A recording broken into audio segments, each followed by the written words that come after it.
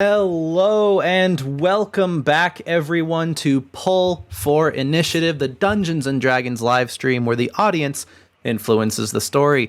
I am your Dungeon Master, Ben, or Benjaminets, as I'm known on the internet, and with me I have Mint, who will be playing today as Lise DeForest. Go ahead and say hi to everyone, Mint. Hello. I also forgot to say your your internet name, NB Banshee. Yeah. Okay. So, where did we leave off last time? You had last time was a lot of I guess bookkeeping. You were in town, settling a bunch of things. A lot of people you had to talk with, and then did some shopping, got some supplies, and hey, y'all aren't muted this time. Yeah, we've managed to perfect not muting ourselves in the beginning. I can mute myself now if you want. I'll just shut the fuck up for this whole stream. How about that? That'll make Dungeons and Dragons a little bit more difficult. No, sign language. Do the whole thing. Yeah, so you did all that. And also learned the true nature of your friend Foxbud. And chat was nice to you yet again and gave you a dream rather than a nightmare. I don't know. I keep expecting to get nightmares, but it just doesn't happen. So thanks. And I had a doozy planned for you if they gave you nightmares. So just be thankful they gave you a dream. Don't tell me that. I don't want to know. Yeah, I was gonna traumatize Lise with a hell of a nightmare. Cool. She's already traumatized, you bitch. What the fuck? Yeah. So yeah, I think chat just feels bad after all the times that they've. Yeah. Well, you mean after they killed Quinn and Gillung? Yeah, they feel bad. They realize the gravity of their decisions after killing off both Quinn and then summoning a kraken to fucking kill Gillung. Yeah. Yeah. So. Yeah, hopefully chat will be nice to you again. I do want to say, you said that you were planning on going to Dustport when I talked to you earlier. So sure. I've done a little bit of preparing for polls. I just want to give chat a heads up. It is entirely possible that you could avoid all the polls that I've prepared. Or it's entirely possible that you could trigger all of them and get like 5 polls in one stream. So we'll see what happens. There's a lot of ways this could go. That said, you had a dream last time, and as you may have guessed, chat, and you definitely guessed, Mint, you leveled up. I guessed. I just guessed my way to level 3. And for those of you who don't know, level 3 is actually a pretty big deal for most classes in D&D. And for sorcerers, it means that you got to select, what do they call it? Your school of magic. Meta magic. Sorry, I was confusing wizards with sorcerers there for a second. Bitch, don't compare me to them book-learning bitches. Do you want to talk a little bit about what you got? Sure. I got... so I get 2 meta magic spells. I got Careful Spell, which lets me allow up to 3 creatures to automatically succeed on a saving throw of a spell I cast. So when I inevitably get Fireball, I can just cast it without fear of like burning my friends alive. And then I also got Transmuted Spell, which just lets me change the damage type. Because I have a lot of fire spells, and as we saw last stream, sometimes I can't just use fire for everything. So I thought that would be handy. And then specifically when you're coming face to face with devils or demons. Yeah, fuck that. Fuck those imps. And they're a fucking immunity to fire damage. And then I got 2nd level spells too. So Yeah, and I think, what was it you got for your second level spells? It was Alter Self? Yeah, I got Something Alter else? Self. Listen, I wanted to be. Listen, I went through an entire stealth mission with just message and minor illusion. Imagine what I can do with Alter Self. Yeah, stealth missions are going to be oh so much more interesting now. Yeah, well, not just for stealth missions, just Oh, for yeah, daily life too. for sure. Yeah, so there's that, and then also I've leveled up Cassandra as well. I've sent you her character sheet. The way I'm gonna for party members that follow you, since you're the leader, for party members who follow you, I'm going to treat them like NPCs still. I'm going to control their stats and level them up. However, again, like we established last stream, when you are in a fight, feel free to take control at any point and use their abilities as you see fit.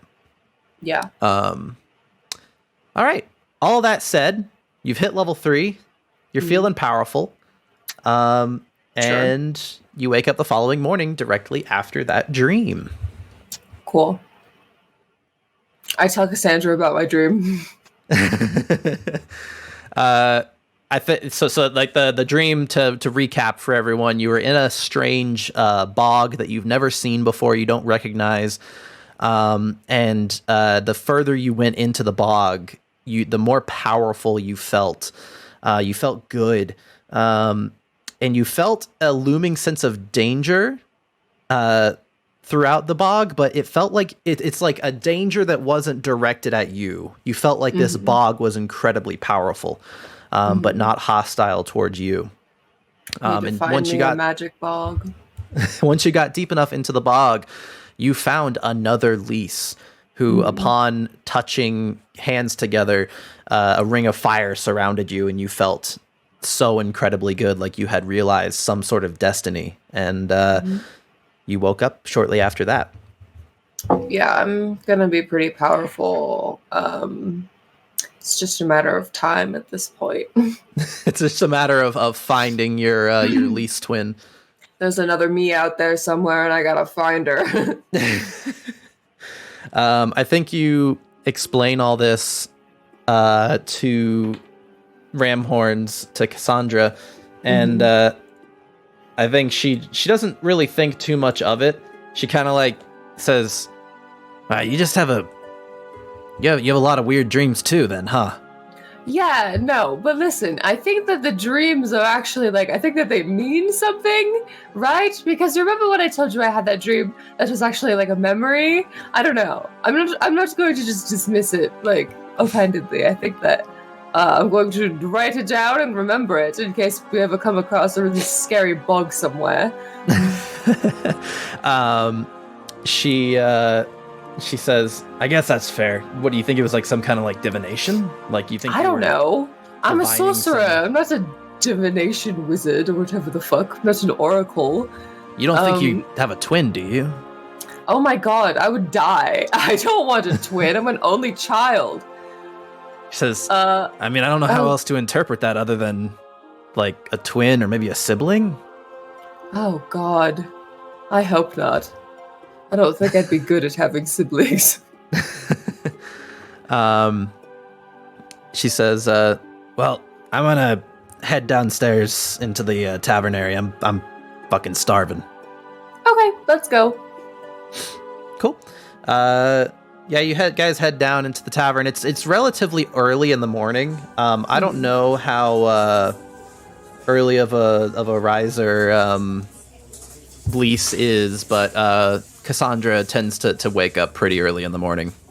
Yeah, at least we usually sleeps till noon, but I feel like she got busy things to be doing, so she probably woke up and was like, all right, fucking get up, eat some breakfast. You guys go to the front. You order just like whatever they have on the menu, which is just a standard eggs, toast kind of breakfast. But while you're there, hey, Cassandra, look, it's not burned this time. She says, "Now, hang on, come on. My cooking isn't that bad." No, it's better. It's better than Jay's. But Yeah, I mean, at least I could actually eat what you made. She says, all right, next time you can cook breakfast. How about that?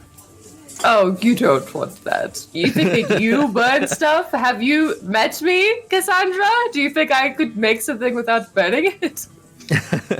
The innkeeper brings you a couple dishes, and then they say, "Oh, you're staying up at the room at the end of the hall, right? Hang on, I actually got something for you."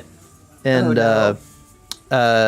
she heads back to the back room and comes back, and she has a small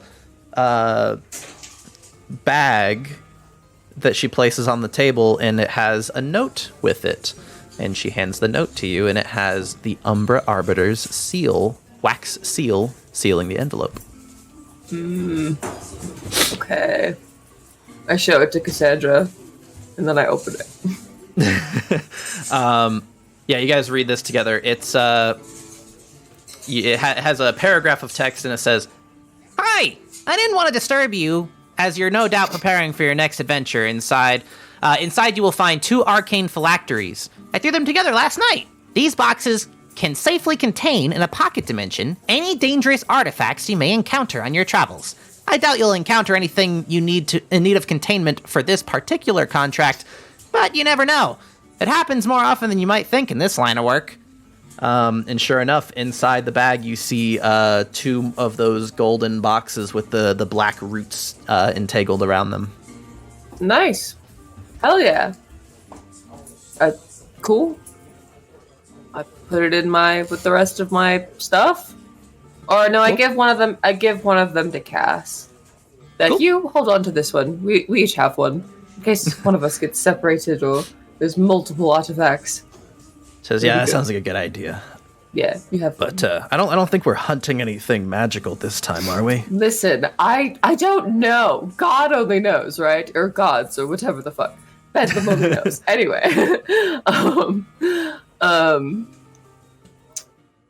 Yeah, no. Like, they just said a woman was missing, but he also was saying about, like, these witches, right? In the Mayawood. So, like, I don't know.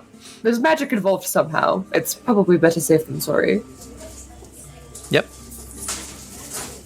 Okay. Do you want to go now, or is there something else that you needed to do here while we were still in Heaven's Cradle, or what? She says, "Nah, I mean, I did most of what I wanted to do, just researching at the library. I can't think of much else. Honestly, the big city kind of freaks me out a little bit." Oh, aren't you from a city? Yeah, and my parents died in that city, so... You know what? You're right. You know what? Yeah. Okay. That's fair enough. I mean, if it makes you feel any better, I lived on, like, the outskirts of the city, like, kind of, right? And well, never mind. That's a bad example. Let's go. You burned your house to the ground. That's not very comforting. Okay, cool. So our options are either beloved family members will die or we'll burn our house to the ground. Not great options. So let's go. Yeah, so you guys head out of the tavern, and you're kind of, I think as you guys, so do you head straight out of town, or is there something you wanted to do?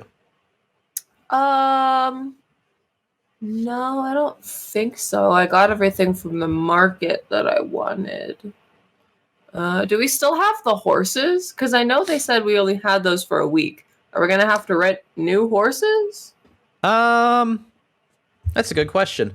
So the rental that you had was to take those horses to Heaven's Cradle, I believe. So you would have probably dropped them off with someone in the market district. Okay, so I guess let's go get more horses. Cool. Yeah, so you make your way into the market district, and it's a little bit less packed. It's pretty early in the morning. A lot of stalls are still kind of just now opening up for the day. And there does happen to be a vendor selling 2 horses for for rent for a week. Oh, cool. I will take them. It'll be 25 gold for both horses for the week. 38 minus 25 is 13? Yes. Correct. Yay. And they let you know the horses' names are Chestnut and Cinnamon. Oh, I want Cinnamon. Cinnamon's like a brown horse with like random peppers of like darker brown fur. I look at Cassandra when we're away from the town, out of the city, and I'm like, I'm going to steal this horse. Going to become a criminal in more ways than one. I love this horse. It is mine now. Okay. Yeah, so you guys rent those horses and She has nothing to say about that. I think actually she seems a little distracted. She's kind of like looking around at like families who are like bustling around the marketplace. And she seems a little bit distracted, like looking at all these families. Let's leave. I don't think this place is good for you. She says, "Yeah, sorry, I don't know. Always dreamed of a simpler life, you know. Most pirates have. Yeah. Most privateers have." She corrects herself. Yeah, privateer. I want to ride next to her on the horses so we can hold hands. Okay. Chestnut is a brown horse with random white splotches around it. A good boy. Cool. So, yeah, you guys head out of Caliban. Not Caliban, out of Heaven's Cradle. Yeah, you head out of Caliban. Just right out of Caliban. Yeah, you just leave the nation. It's fine. Yeah. Yeah, so you guys head out of Heaven's Cradle. It's a couple days trip. Again, this map is not like perfectly to scale. It's just to like show general placements of things. So it's a couple days travel, not nearly as long as it took to get from Shantytown to Heaven's Cradle. Mm-hmm. And yeah, as you kind of make your way out of Heaven's Cradle and then past all like the farming towns on the outskirts and, you know, continue further and further along the path, you notice that like the ground, like the grass slowly looks less and less healthy until like suddenly you just stop seeing grass.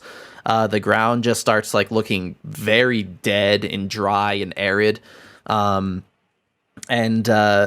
further you make your way through, like there's like less trees. You start seeing these massive mesas, like kind of creeping toward the sky. The mountains kind of slowly transform into those mesas. What the hell is that? Why is it so hot out here? What the fuck happened to all the grass? This is kind of Cassandra's first time seeing like all of this, like all these mesas and like these like dead like desert bushes and stuff. And so she's like kind of also taken aback. She's like looking around saying like, "Oh my God, it's so dead out here."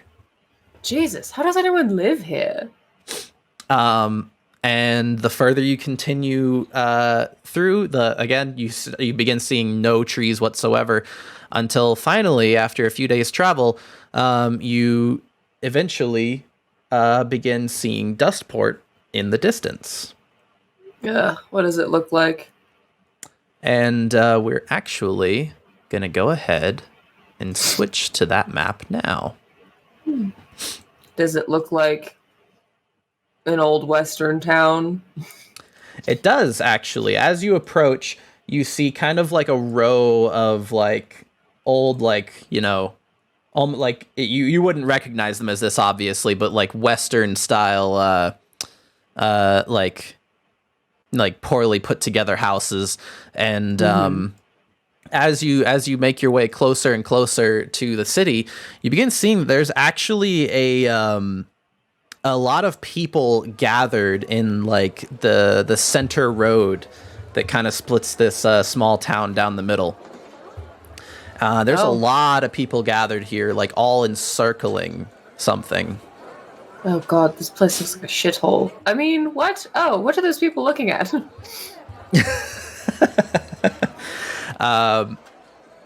You can just barely hear two people yelling. How close do you get to this gathering? I don't know. I don't know that I want to get off of. Can I do like a perception check? I don't want to. If this is like a fight, I don't want to get in the middle of it. Yeah, go ahead. Give me a perception check.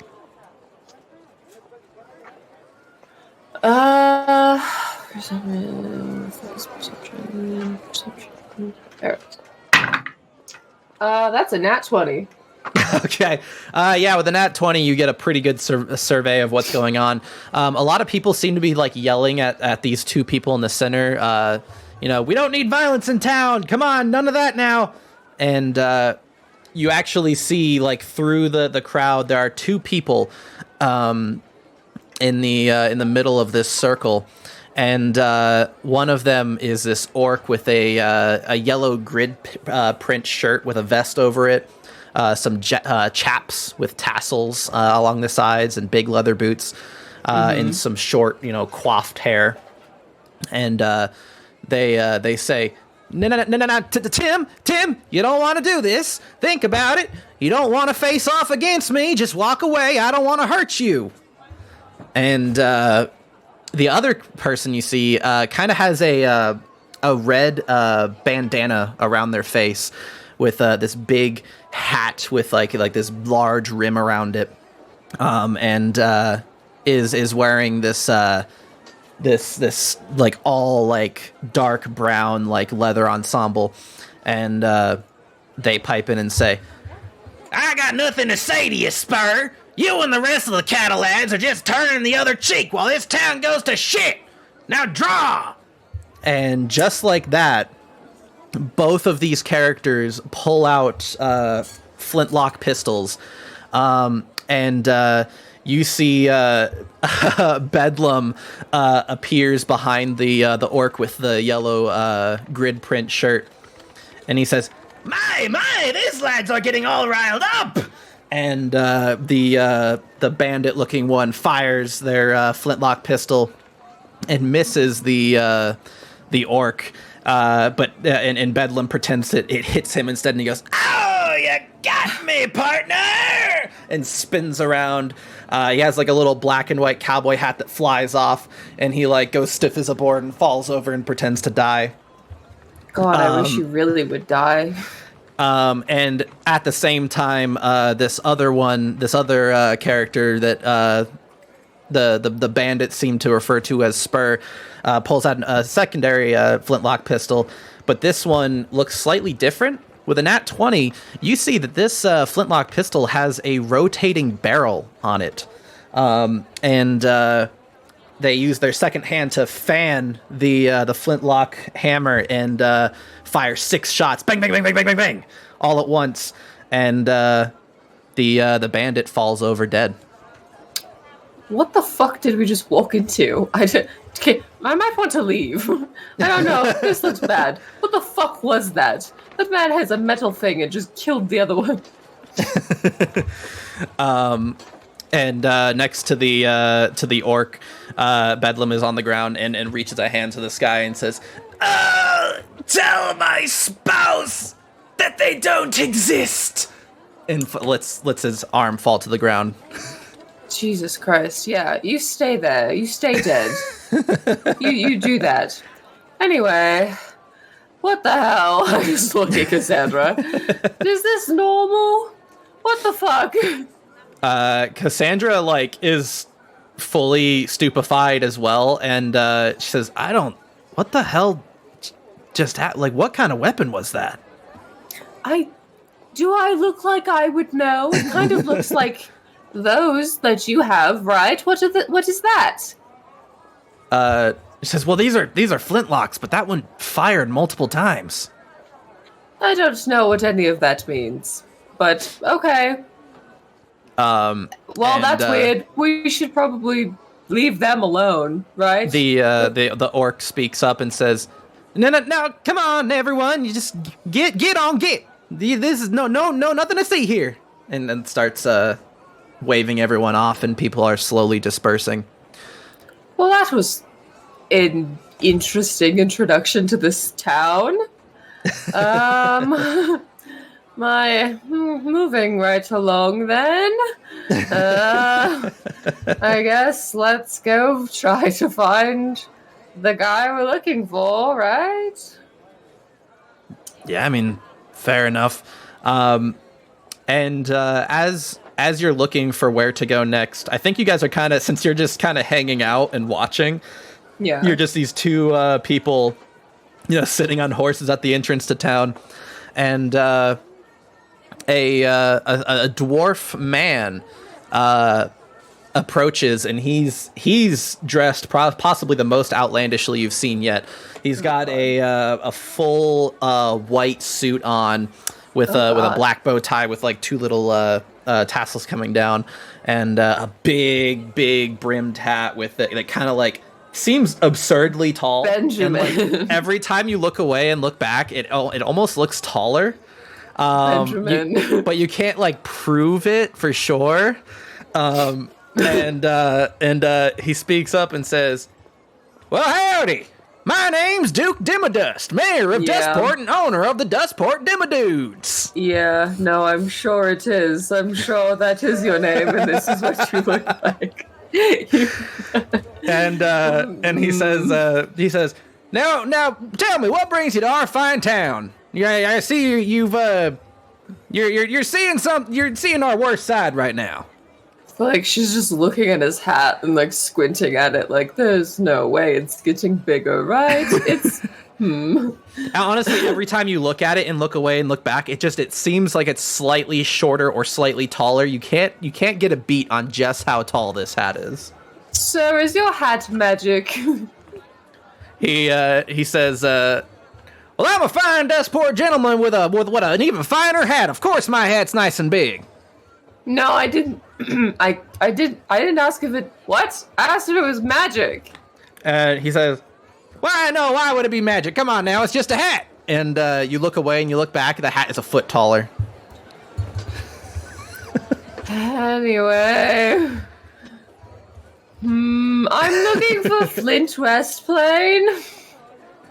I don't know, why are you looking for him? Why do you need to know my business? Well, it's my town. You're some strangers coming into town looking for specific people. Yeah. I think I feel like it's a pretty fair question. Is it?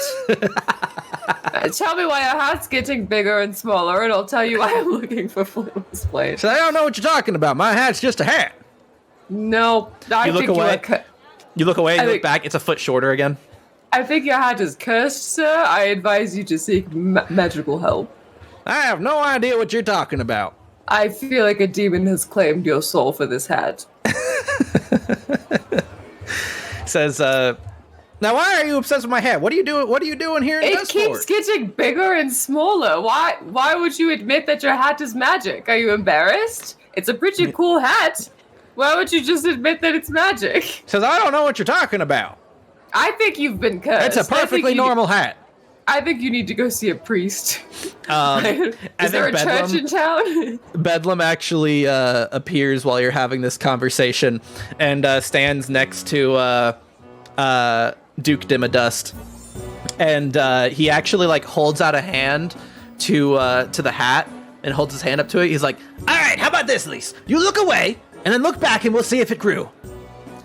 I don't trust you at all. I feel like your arm is going to grow with the hat. What? I would never grow my arm to grow with the hat. Come now. Just do it. Look away and look back. Okay, I'll indulge you this one time, but if your arm stretches at all, I am never speaking to you again. Yeah, you look away and you look back, and no, his arm actually isn't taller, but he has become absurdly tall. The hat has clearly become another foot taller again. Bedlam is easily 10 feet tall, and he's actually reaching his arm down to be alongside the hat, and he says, well, if anything, I'd say it shrunk, dear.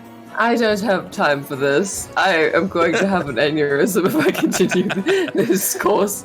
All right, fine. I'm a friend of a friend of Flint, and I've heard that his sister has gone missing, and me and my partner here are pretty good investigators, so we thought we would come lend a hand. So we just need to know where Flint is. Duke speaks up and says, oh, yeah, that's, Jessie, you mean? Jessie West Plain? Yeah, she's been missing for some time now. How long has she been missing? Well, let's see. It would have been, and he kind of counts on some fingers, suppose about 3-4 days now. Okay. Well, that's not too bad. When you said a long time, I thought you meant she's been missing for like weeks. And that would have been terrible. 3-4 days is not a good amount of time to be missing. No, but I don't think any amount of time is a good amount of time to be missing, wouldn't you say? Anyway, yeah, we're here to lend a hand. So if you could just point me in the direction of Flint, that would be great. Says, how'd you find out about Jessie? I don't think we've sent word to other towns or anything. I just said I'm a friend of a friend. I'm a friend of a friend. What's your name? Why do you need to know? Who? What? Because leave me alone. Why are you berating me with all of these questions, sir? I didn't ask for this. Says we're investigating this very serious case, and a random woman comes into town claiming to know Flint, and I've never heard of you before. Okay, do you know every single person that every single person in your town knows? I'm sure you do, sir. Cassandra, I'm going to punch this man in his dumb hat. Will you please? Will you please? Did you have anything to say? Please, I'm going to lose it. She says, one of Flint's friends heard about the disappearance of Jessie and contracted us to have a look. They're a concerned citizen, and we kind of specialize in finding missing things. And she kind of looks over at you and kind of gives you a face just calm down, it's okay. I'm my eyes are kind of catching on fire. I'm I'm going to fucking punch this man in his dumb hat. And he says, well, now I suppose that makes a bit more sense, but that's literally what I said. We're pretty sure we already have a good beat on where she is, or at least who has her. So okay, well, I don't know that we necessarily need a whole lot of outside interference. Well, you also said that she's been missing for 3 or 4 days, and she still hasn't been found or returned, and you haven't supposedly done anything to find her. So maybe let me do what I came here to do and help. Get the fuck out of my way with your weird fucking hat. Cassandra again looks over at you, kind of honey, calm down. we have to keep a low profile. His dumb hat and his handlebar mustache. And she looks over at him and says, sorry, I think what my partner is trying to say here is, so you say that you have a good idea of who has her, but she's still missing. Are the people who have her operating in secret? Yeah. Where is she? What's going on? The Duke speaks up and he says, well, I suppose I'm not going to discourage you. I guess we could use the help. If you're this dedicated to looking into it, I would go have a conversation with Flint in the Sandy Stein. Oh my God. Deep breaths, Lewis, deep breaths. You're not going to burn down another house. Now, what was that? Could you repeat that? Oh.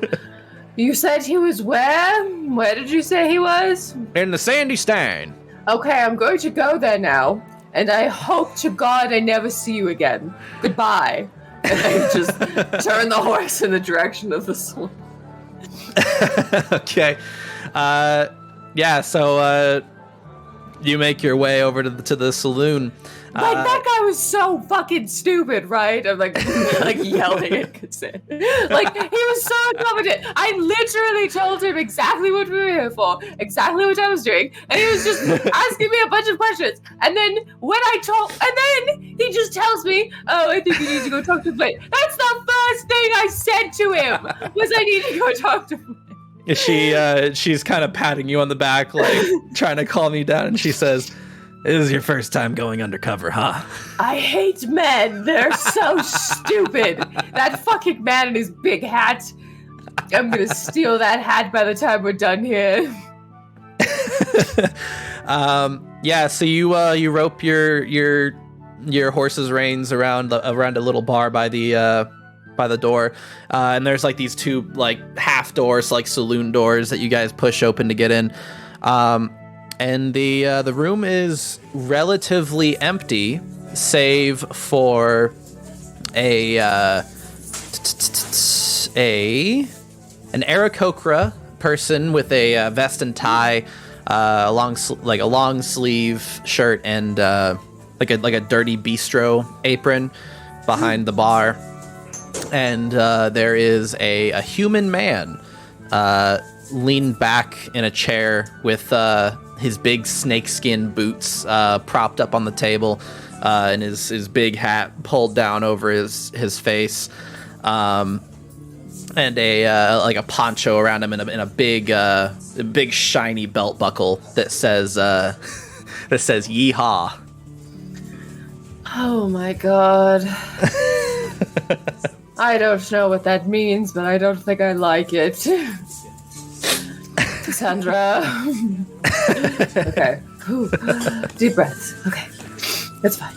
I have to forget about that awful little man, and we have to move on from this. Okay. I guess I go up to the man discreetly. I'm like, hello. You go up to him discreetly? Yeah. Could you describe how you go up to someone discreetly? I'm just curious how this works. I just walk up to him. Fuck it. He while he's leaning back in this chair, he flicks his hat to pop it up so he can get a look at you. And he does a and like spits into a spittoon across the room, and it's like a strong spit that goes when it hits the spittoon, and he says, don't like this place. "Howdy, partner. What brings you to my table?" Hello, are you Flint Westplain? Just the same. And he takes his boots off the table, and the chair clacks down onto the ground, and he offers a handout. Oh. Take it like this. Hello. You lightly take his slightly dirty hand. He's kind of like just covered in dust, as a lot of people in this town are. And you lightly shake his hand, and he says, "What about you? You got a name?" I'm Phoenix, and this is my girlfriend, Ramhorns. And we are here I message Ramhorns really quick. I'm like, do I tell him that we're here because of Artemis? I don't tell him that, right? I should just tell him that we're here because, like, we heard about his sister's missing. And, like, says, "I don't know. I didn't even meet with Artemis. That was all you." God, fuck. You're right. I should be better at this. Okay. Yeah, I'm here. My name's Phoenix. This is my girlfriend, Ramhorns. And we are here because we are investigators, and we've been contracted to come help. We heard that your sister is missing, and that she hasn't been retrieved or found yet, so we came to sort of help out. He takes his big hat off and kind of does like a little bow with it and says, "Much obliged meeting you." And he puts the hat back on and he says, "Now you say you're here about Jesse. How do you know about Jesse?" Well, We were contracted by a concerned citizen who had heard about her disappearance. Concerned citizen. Mm-hmm. I ain't contacted any citizens. We work for an investigators guild, and we have ears everywhere. We kind of just know when bad things happen and we come to help out. So... Says, yeah. So, you're wanting to look for Jesse? Yes. Go ahead and make a... I'm trying to decide if this should be deception or persuasion, because you are hiding some of the truth, but you are trying to... I'm like legally not allowed. All the truthful parts. I'm like legally not allowed to tell him about the Umbra Arbiters. That's literally what he said. So like, I can't tell him that. Since this is kind of both, I'll let you choose which one. I have a higher deception, so we'll do deception. That's another nat 20. I think that today's a good day. He says, I think that today's my day for lying. His eyes are still kind of narrow at you, but he says, "Well, I suppose she has been missing for a bit of time now. I guess it's not unreasonable that someone would have noticed and sent for help." It's been almost a week, and that's a very long time for someone to be missing. He says, "You're gonna have to forgive my suspicion here, ma'am. I don't quite rightly know who's got my sister, and well, I'm trying to be cautious, because last thing I want to do is find her and end up leading more danger directly to her, if you know what I'm saying." No, for sure. Yeah, no, we really do just want to help. Like I said, we're very good at investigating and finding missing or stolen things. So yeah, we're really just here to help. And, you know, I wouldn't do anything to bring more danger upon her if it was something I could help, right? So can you just tell me everything that happened? When did she go missing? When was she last seen? Has there been any updates? He says, "Well, now hold your horses there, ma'am. First, I want to get an idea of, first of all, what all you know so far. Okay. Second of all, who exactly are these people you're working for?" Oh my god. I just messaged her. Everyone's like, I've literally been in this town for like 10 minutes and I'm about to burn this whole fucking place to the ground. I've never had to talk to a man for such a long amount of time. She says, "You do have to keep in mind, we are new people here and this town seems rather small. I guess it makes sense that they'd be a little suspicious of us." No, I understand. I just don't care. Okay. Right, no, of course. So we work for an investigation. No, we work for a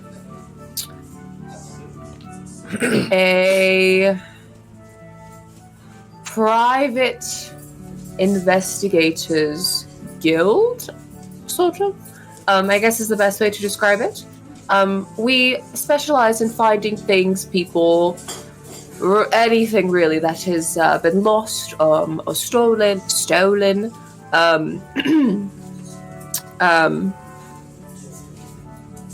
Go ahead and make one more check for me. This time, make a persuasion check. Okay. I'm also really good at persuasion. Oh, to see if you can convince him that you are indeed here on to like help. I did. I am. 11? Okay. His eye, he keeps his eyes narrow. I don't know that he's fully convinced, but I think he understands that he's getting the point that there's something you're not allowed to tell him. Mm-hmm. He says, "I'm gonna venture a guess to say you're not allowed to tell me what you get out of this." We're just here to help find your sister. I'll take that as a yes. And as oh my god, sorry about that. Dying over there or what? Yeah, I have raspy throat for some reason right now. as you guys are talking, another man makes his way into the saloon, and it's an elf man, but he is wearing no shirt and has a little vest over his chest. I messaged Cassandra, and I'm like, oh god, it's a twink. And he's wearing little Daisy Dukes with a big cowboy hat, big leather boots. And he kicks open the saloon doors, and he says, Flynn, hey, fancy meeting you here, bro. Oh my god. This day couldn't get any worse. And Flint tips his hat again and says, fancy meeting you here, Buck, and looks up over at the bar and yells, Clay, I get 4 sarsaparillas on me. Sarsaparilla? And the Eric Hoker at the bar grabs these little bottles out from under the bar and tosses them one at a time over to Flint. He catches them all and puts them down on the table. Puts one in front of both you and Cassandra, and holds one out to who he just called Buck. What is this? And Buck takes that drink, and then Flint bangs the top of the bottle on the table, and the bottle cap flies off. Oh, and he says, that there's a Dustport sarsaparilla. Don't worry, it's non-alcoholic. And he tosses it back. Well, do you think that I'm not old enough to drink? Anyway. He chuckles and he says, well, now it's just you're not supposed to be riding around town intoxicated. You know what I'm saying? So, we're still technically on the clock. And continues drinking. It's illegal to drink and ride a horse? I mean, I guess that makes sense. That's really funny, though. Okay, that didn't answer my question. I'm good. I just look at Cassandra. Like, are you going to try that or what? I think she takes the bottle and unscrews the bottle cap, pops it off with her bare hand and takes a sip, and she says, That's an interesting taste. I don't know if I've ever tasted something like that. It's not bad. It's very sweet. I take the bottle and I try and smash it like he did, but I feel like I just end up breaking the bottle. Make a. I'm trying to decide if this should be a performance check or a strength check to see if you can hit it hard enough. I don't know. You decide. What did you say? Performance or just a flat strength check? That's a -3 versus a +3, so. Oh you have god. A -3 to strength? No, I have a -1 to strength and a +3 to performance. But that's a 5 either way, so it's only an 8. You smack the top against the table, and I think the top glass explodes. And it's just sharp shards left at the top of the bottle, and sarsaparilla goes all over the table and all over the floor. Yeah, I don't think I want this anymore. I just set it back on the table. I'm like, anyway. Flint, I think, slams his bottle down and starts laughing hysterically. And the elf man walks up, and this dude's kind of JoJo posing every time he stops moving. I hate you so and he says, "Holy shit, bro, that was fucking awesome." Yeah, I'm really good at opening bottles. Did you see that? I got the whole top off. I'm just looking at Cassandra. Do you see what I did? He this Buck pops the bottle cap off of his and offers it to you in exchange for the broken one. No, I don't. I'm good, but thank you. He shrugs. I've been shamed. he shrugs and starts pouring the drink down into his mouth. Like he holds it up above his mouth and like kind of like lets some of it dribble down over his fucking massive pecs and like dribble down his body and like posing the whole time. Lisa's like really uncomfortable. She messages Cassandra like, this is a lot. I don't want to be here. This man is very and Flint speaks up and says, all right now, Buck, come on, tone it down a bit for our guests. They're not used to this. I don't know that anyone should be used to this. And he says, oh, bro, I'm sorry. I just can't help but hand out tickets to the gun show. I have to go. I have to leave. My mother said I have to go home right now. It was very nice to meet you, but I shall be leaving now. And Buck says, so, Flint, when were you looking to talk to Kay and Ruth? And Flint kind of like does like a hand over the throat kind of thing at him, like don't, not right here in front of our guests.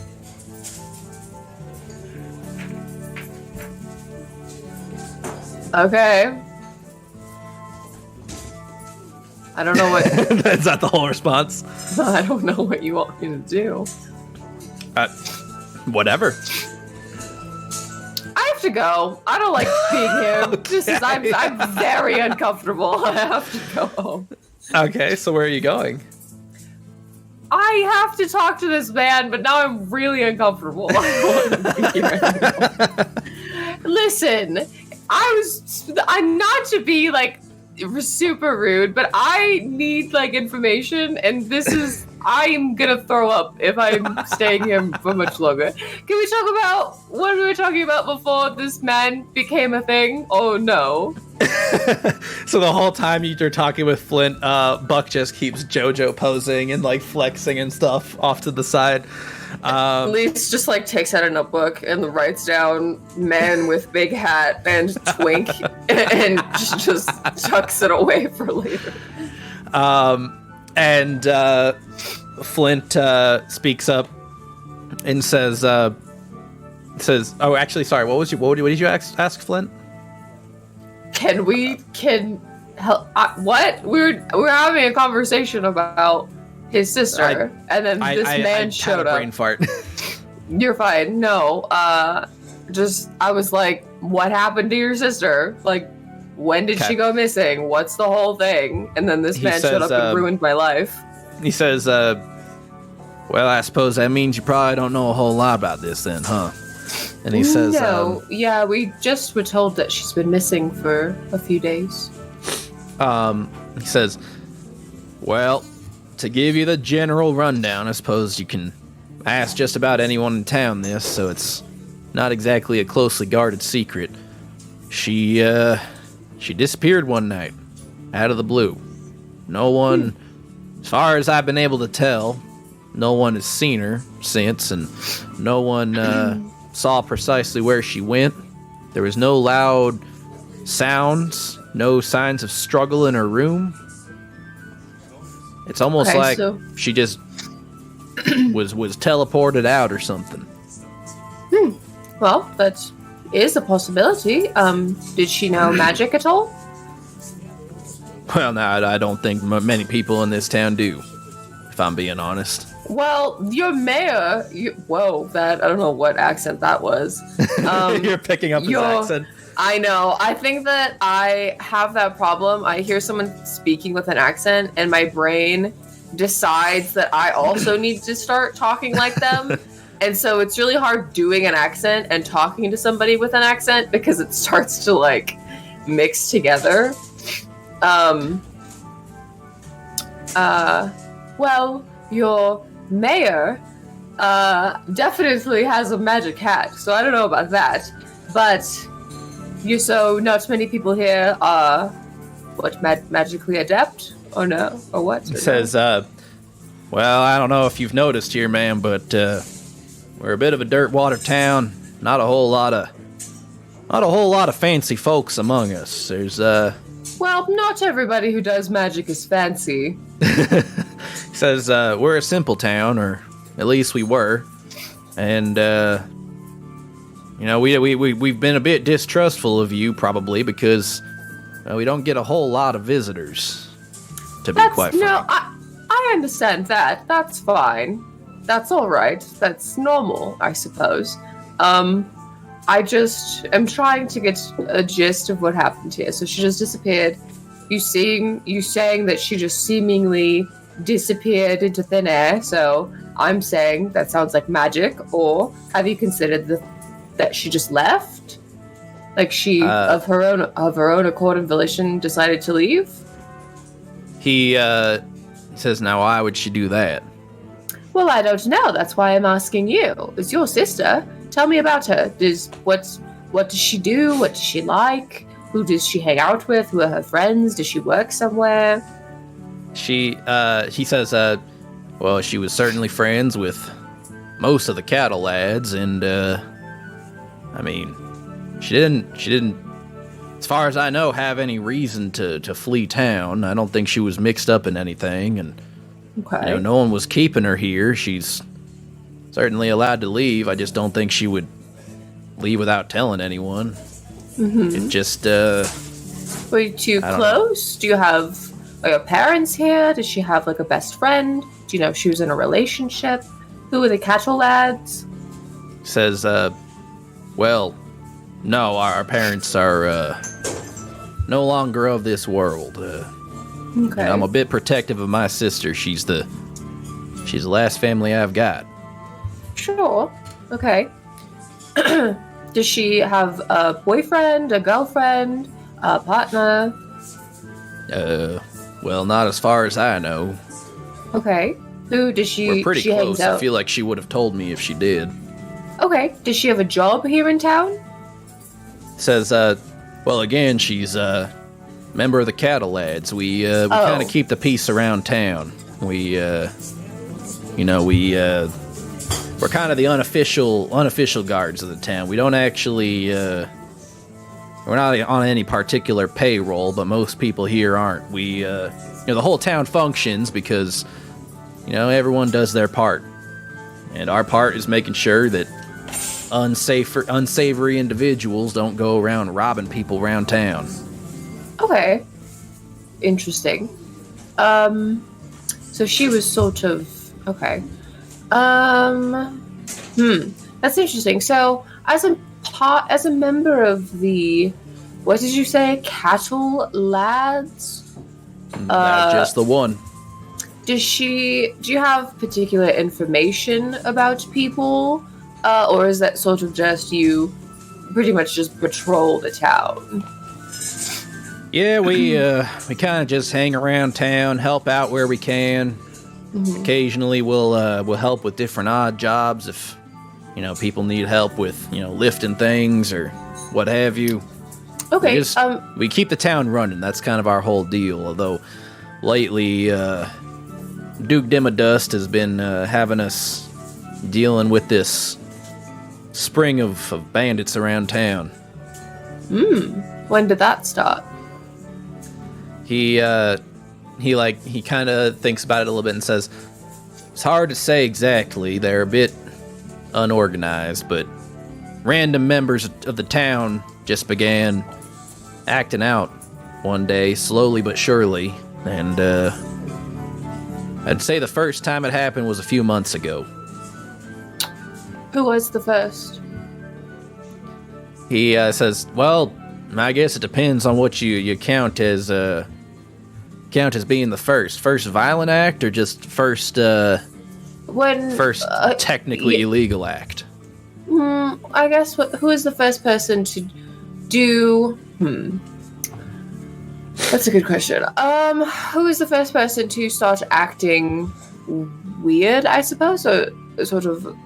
Are you saying it's like they suddenly, like slowly, but well, you said slowly but surely, sort of began doing things like outside of their nature? Is it sort of people that you are like, oh, like it's weird because they would never steal, or it's like it's like anyone could do that, or what? He says it's weird because we don't really know exactly what their intentions are as of yet. I mean, probably the first sign of weirdness that we noticed was they burned down one of the demo dude's cranes. Oh. What the Demodudes are a company owned by Duke Demodust. Okay. What was the crane for? He says, well, I don't know how long you've had to explore the town, but as you likely know, Dustport was built on the ruins of Goldport. Mm-hmm. And Duke Demodust has been setting out to kind of rebuild our once glory days. So he's been bringing in the demo dudes to clear out the rubble and build this town back up to its former glory. What other things have they been doing? Has it all been sort of acts of vandalism against this company of men? Does it seem like they're directed at Duke? Or is it sort of, that was just like one of the things they did and the other things are like unrelated? Well, it's hard to say for sure. A good number have been directed at the Demodudes and then at Duke himself, but other times it's as simple as vandalism on homes in town and just causing general havoc around town. Is there any reason the people who live here wouldn't want this town to get bigger or sort of, yeah, is there a reason that they would want to keep things the way it is? Says, well, I mean, there's always going to be people who are against change, but sure. I mean, are you suggesting that this bandit group is working against Duke himself, trying to prevent this town being built up? That's kind of what it sounds like, but again, I don't have all the information. Okay, anyway, we're getting a little sidetracked. That all is good to know, but I am mainly focused on finding your sister. Okay, so she was part of the Cattle Lads. She didn't have... Okay. How old was she? Says, well, she was just about to turn 22. 22. Okay. Tell me, is there anybody... Does she have any enemies that you know of? Anyone who would want to hurt her? An ex or someone from her past, an old friend or anything like that? Or was she seemingly well liked? Says, yeah, no, I can't think of any enemies she'd have. She was damn well liked by just about everyone in town, I'd say. Hell, she was real good friends with Jackie, and everyone around town trusted her, and I'd say she was pretty beloved in this town. Okay, who's Jackie? Oh, just another one of the Cattle Lads. Okay, and would you say that's like her best friend? Well, I know they do spend a lot of time together. I'm not at liberty to say who her best friend is. Okay. Do you know where I might find Jackie? Says, oh, she's probably around town somewhere. I'm sure if you look long enough, you'll find her. She kind of sticks out like a sore thumb the way she dresses, and he laughs a little bit. Oh, how does she dress? You'll see a lot of black. You'll, believe me, you'll notice. Good. She's goth. That's good to know. Okay. Black-scaled dragonborn girl. Oh, nice. Okay. What else was I going to ask? Okay, so not many people here do magic. Tell me about the Mirewood, because that's right across the bridge. And I've heard it's kind of a nobody goes in there sort of thing. Says, yeah, no, it's off limits to everyone, especially civilians. Oh, why is that? It's a very dangerous place to go. We've why is it dangerous? It's hard to say. very few people have ever gone in and lived to tell the tale. It's how I lost my parents. Oh, God. They went in and they never came out?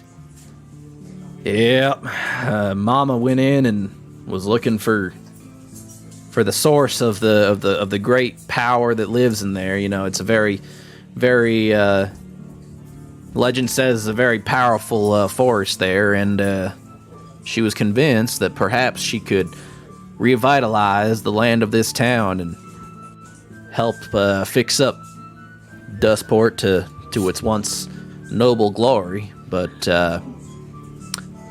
yeah, she never came out. Sure enough, my daddy went in after her, tried to find her, and you know, he didn't make it out either. Would you consider the Maya Wood? Would you call it would you maybe call it a bog? Or no? Or it's not that kind of, it's more of like a forest. He says, well, yeah, I suppose it's a bit swampy in there. Okay. Good to know. I can't say from experience, but just looking at it, certainly looks like a swamp. Sure. No. Yes, no, of course. Okay. Interesting. Well, is there anything else that you would like to tell me about this case? Anything else that you think could be helpful? After we're done here, we're probably going to go around the town and kind of get our bearings and maybe talk to a few other people. I think when you say that, Cass speaks up and says, yeah, maybe something about this Kay and Ruth that Buck here was talking about. Oh, yeah. I forgot about that. And he like heavily sighs and he says, Buck, I swear to God, you're going to be the death of us all one day. And yes, it does seem that way. And he kind of like shoots like an angry glance at Buck, and Buck like kind of stops JoJo posing and like says, "Oh, bro, I just remembered I got somewhere I gotta be," and makes his way out of the saloon. God, thought he would never leave. And he says, "Yeah, I was looking at interviewing a few more people around town to maybe see if I could find any more leads about my sister." Okay. I would like to come with you, if that's all right. He says, all right, well, I guess in that case, you can come, but I'm keeping a watchful eye on you. Yeah, that's fine. I mean, I'm not going to do anything. I'm just trying to help, but whatever. He kind of swings one foot up out of this chair and plops it down, and with that momentum causes the rest of them to stand up. And you see this dude's actually pretty tall. He's like 6'2". He's kind of towering over you a little bit, and he's kind of he's even slightly taller than Cassandra. I hate and tall men. And he says, all right, now let's get moving then. Okay. I just hold hands with ram horns the entire way there. And we are gonna then have our first poll. Oh. Give me just a moment to set it up.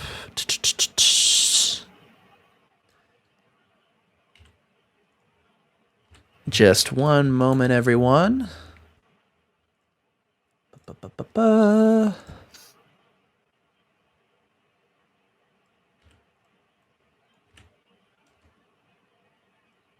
And one more.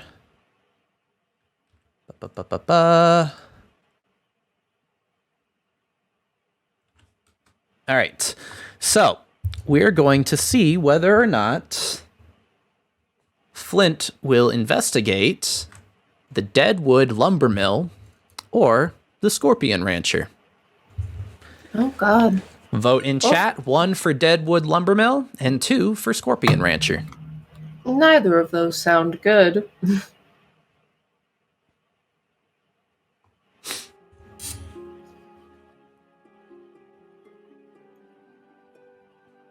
Got 1 vote for Scorpion Rancher. Okay. There doesn't seem to be a bad option here. The options this time are going to be a bit more vague as to whether they're good or bad, and that's intentional because chat seems to either decide that you are going to get all bad options one day or you're going to get all good options. So trying to mix it up a little bit. Yeah, that's a good idea. All right. We've got 3 votes for the Scorpion Rancher. If we get 1 more vote, then that means that it will be impossible for it to be the Deadwood Lumber Mill. So give it just a few more seconds. Any more votes want to come in? People just want to see scorpions being ranched. They make Scorpion Ranch? Yeah, it's a it's still all vegetarian, but it's specifically for scorpions. It's like regular ranch dressing, but you can only eat it if you're a scorpion. What I was doing was making a joke about the ranch being made out of scorpions. Gross. Yeah. Yours was funnier. That would go terrible on a salad. You don't know that. They have in Arizona they sell lollipops with scorpions and crickets in them. Have you had them? No. Well, I think when I was why is that? I think maybe when I was a kid, but I always stopped before I got to the bug. You should have gone all the way. You should have bit down. No, I think I would have thrown up. Well, I don't know. People in Arizona are fucking weird. Arizona is a bit cursed. It is cursed. All right, I'm going to give the poll, let's say, 10 more seconds, and then we're going to call it. 5, 4, 3, 2, 1. All right. Flint is going to check out the Scorpion Rancher first. We're going to go make some Scorpion Ranch. Okay. So Flint speaks up and he says, well, first on my list is going to check out Kay at the Scorpion Ranch and see if they've seen anything. What the hell is a Scorpion Ranch? Says, you know what? I'll reserve any comments till you see it yourself. Oh, God. He kind of has his hands on his massive belt buckle while he's walking. He walks ever so slightly bow-legged, and kind of throws the poncho kind of forward and over his arms. And you guys make your way toward the Scorpion Ranch. I message Ramhorns and I'm like, do you think he's walking like that because his pants are going to fall down if he doesn't hold them? She says, I don't know, the pants look pretty tight on him, actually. I'm not sure why he's holding the belt buckle. And he's wearing a belt. What the fuck is wrong with this man? What is men? I will never understand them. And yeah, you guys make your way over to the Scorpion Ranch, and as you approach it, you see these gigantic scorpions that are just like massive. I'm talking like easily the size of a person, if not larger. I just clutch. Foxbed, by the way, has been in my backpack this whole time. Yeah. I just reach my hand into my backpack and cover his eyes. I feel like he would be afraid of them. He actually he kind of goes and is kind of huddling down into your bag, and I give him a bacon strip. Yeah, okay, subtract 1 from 500. You now have 499 remaining bacon strips. Nice. And Flint says, hey there, little partner. You didn't tell me you had a little friend with you. Yeah, this is my best friend, the center star of the universe, the chosen one, Foxbud, the incredible, fantastic, magical, the best, the immortal. Um, yeah, he just comes with me wherever. And I think Flint offers out a hand to pet him, but then kind of pauses a second and says, "May I?" Yeah, he'll have to sniff you first, or else he'll bite you. So maybe wait a minute for him to finish his begging strip, and then he'll sniff you and decide if you're worthy of petting him or not. He holds out his hand like that, like Knuckles first, to let Foxbud have a sniff, and Foxbud like sniffs and then starts licking his fingers, and so he pets him behind the ears. Okay, good. He says you're good people. I trust you a little bit more now. That's all it takes. Yeah, Foxwood's a good judge of character. And while all this is happening, you see there is a human person with a gingham shirt and blue jeans that is actually wrestling with one of the giant scorpions. Oh my god. And says, they speak up and they say, "Now, Betsy, calm down. That's enough of that. No, come on now." And is narrowly dodging these massive pincers, like pinching out at them. And there is a dragonborn woman leaned up against the fence of the Scorpion Ranch, and black scales and all black ensemble with little like floral patterns, like white floral patterns along the shoulders. And they're leaned up against the fence, and they say, "Come on now, Kay, stop showing off." And Kay, the person in the ranch leaps forward and grabs the stinger on the scorpion and pulls it down and wrangles it, and ties it off, and says, "Now you calm down, Betsy. You're going in the pen for a little bit till you can settle down." And guides this massive scorpion into a nearby pen and closes the gate behind it. That was terrifying. What the fuck is wrong with this place? And I think the dragonborn woman looks over her shoulder at you, and says, "Oh, hey, Flint. Who your friends?" And Flint says, "Well, he's here, my partners for the day. How you doing there, Jack?" Hello. She says, "Oh, howdy. What are your names?" Howdy. I feel like she's making a list of weird things that these people say.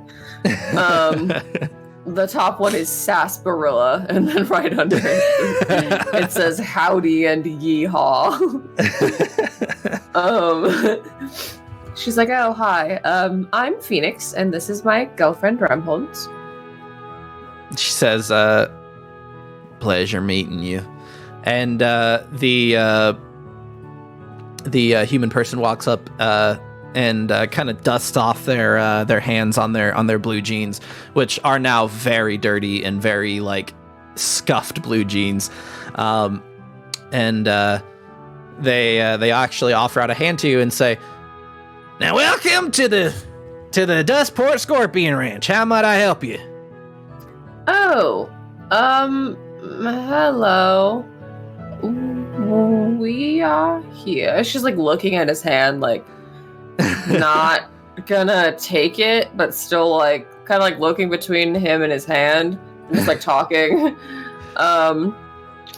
We're here accompanying Flint in the matter of his missing sister. And they say, "Oh, Flint, you're here to talk about Jesse?" He says, "Just the same, Kay. It's exactly why we're here." He says, "You seen anything? Know anything?" And they say, well, not that I can. I feel like I would have come to you if I had known anything, but no, I can't think of anything off the top of my head. Although, and they kind of like start looking to the sky a bit, and they say, now that you mention, I guess I did, the night before notice something a little odd, but I don't know. I did see her out and about the night before we discovered that she was gone. What was she doing? They say, I'm not sure. I caught sight of her walking down the center street, while I was, putting the babes here to bed for the night, and I didn't think much of it. She didn't seem like she was in any danger or really off to anywhere in particular. And Flint speaks up and says, yeah, that wasn't exactly out of the ordinary. I mean, Jesse did like doing the night shifts a lot and did enjoy being out at night, but it's not all that abnormal. And she wasn't wearing anything different. It was just sort of normal. They say, "Now I don't, not that I'm aware of. No, she was wearing her typical, cattle print vest, and she still had her hair, her bright red hair, and the long braid that she so likes. I can't think of. It wasn't wearing anything all that different. Not that I saw. Her same big red hat." Okay, interesting. Which direction was she headed? Well, I think toward town square, but that's. I mean, I can't say for sure. I only caught sight of her for a moment.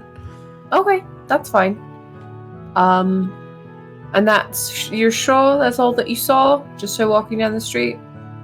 Nothing else? They say, yeah, nah. Other than that, not much. I mean, I've seen her out and about at night quite a few times, but sure. So I didn't really think much of it. And she wasn't acting weird or anything of the day she went missing, or the few days beforehand. And Flint shakes his head no, and Kay also kind of shakes their head no, and they both say, yeah, no, she was her same bright, cheery self. Okay. Yeah, Kay was always a ball of sunshine in town, so we didn't notice anything out of the ordinary. If anything, she seemed happier. Why would she have been happier? Now, how am I to know that? I mean, she was, like I said, she was always a ball of sunshine. She's I don't know, any number of things could have made it. Maybe she just had really good soup that day. I don't know. That's fair enough.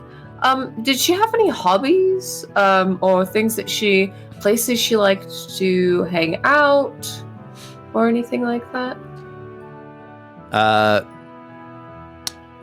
Flint speaks up for this one and says, well, I mean, I know she liked to join me in my hangout at the old tower ruins, but, I looked there, she wasn't there. Mm-hmm. Did she have any interest at all in the Mayawood? Well, I mean, I feel like both me and her have interest in Meyerwood. I mean, we lost our parents to it. How old was she when your parents went missing? Oh, quite young. I mean, I was 10 at the time, so, she would have been, 5? She probably hardly remembers them. Okay. Interesting. And did she ever seem to have any interest going into the Mayawood? Or did she ever talk about maybe alternative things that could have happened to your parents in there? Anything like that? Now, we've certainly talked about it quite a few times. I mean, again, our parents were in there, but sure, we both agreed it was not a good dangerous idea. Right. Okay. Okay. Interesting. And then you said that you said that she was very close with Jackie? Yes. And Jackie speaks up and says, Yeah, me and Jesse hung out a lot. You know, being the only two girls on the cattle lads, we kind of bonded over that. Oh, okay. So would you consider yourself like her best friend? I think she like gets caught off guard a little bit by you asking that and says, I mean, I guess I don't really think of myself as, you know. I message Ramhorns and I'm like, do you get gay vibes from this girl? Cassandra speaks up and says, I don't know, I'm kind of getting the feeling that she's kind of just a loner and she's not exactly used to being, you know, seen as a great friend to a lot of people. Could also be gay though. At least like write some stuff down in her notebook. Lisa's just here to ship everyone. Listen, I'm just trying to get as much information about all these people as I can. If this was a crime of passion, I need to know. Okay. All right, so interesting. So you two hung out the most. Okay. When is the last time you saw her? Well, probably that morning. We were both helping out at the lumber mill, and, you know, we kind of broke for the day, and she always took, like, you know, afternoon naps and stuff, so I think she went off to go have a nap, and I didn't see her after that. Okay.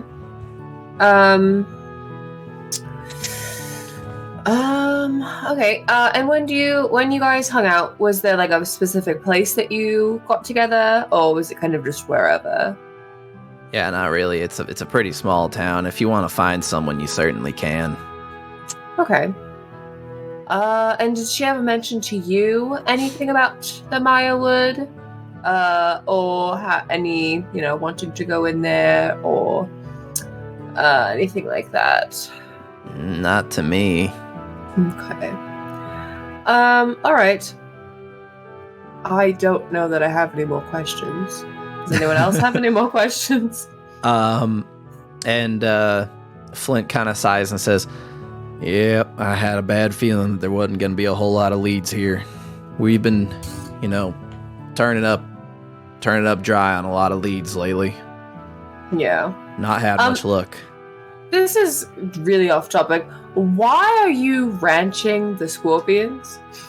What could they possibly offer? Kay says, well, they're our primary source of protein here in town. Oh my god, I'm sorry that I asked. I have to leave. Never mind. I'm very sorry that I asked. They say, do you want to try a scorpion burger? Nope. I have to go right now. So you sure they're quite sweet? I have to leave immediately. Goodbye. The lumber mill next. Okay. Yeah, you guys kind of determine that there's not many other leads, and so you part ways. And Jack indicates she's going to go back to the saloon.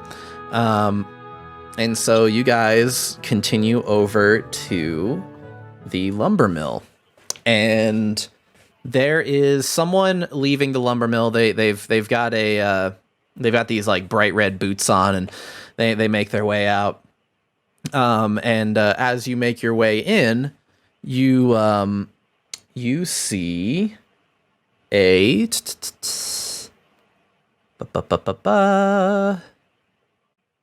sorry, trying to find all the right characters. You see a dwarf woman with a big 10-gallon hat and brown overalls, and they are looking at a sheet of paper behind the desk in this mill, and they see you come in. Make a perception check for me.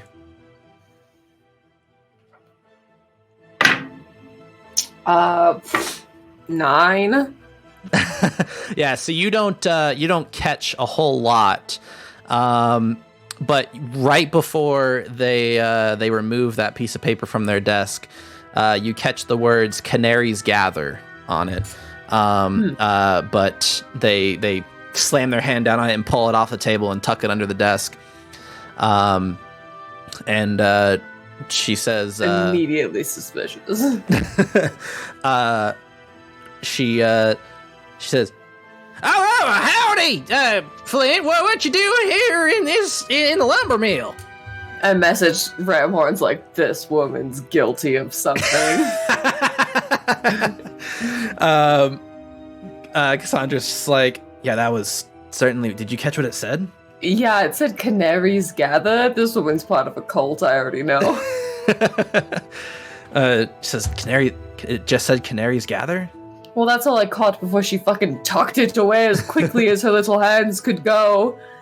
And I think Flint also noticed how strange that was and says, "Well, howdy, Ruth. How's business?" And she says, "Well, now it's going all right. We got a lot more lumber yesterday than we expected to. You know, fucking or not yesterday. Earlier this week. Jesse and Jack were a big help, and we things have been kind of slow because we're trying to use up all the wood we've got prepared for Duke." What do you do with all the wood?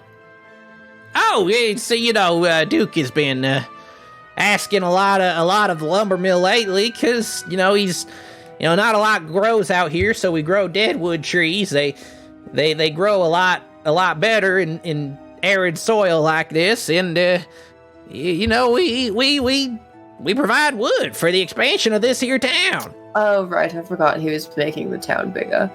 Okay. Yeah, this whole row of houses is thanks to Duke. Are you all right? You seem a little bit sweaty. Hey, sweaty? What do you mean? Well, she's not sweaty. This is just how she talks. My mistake.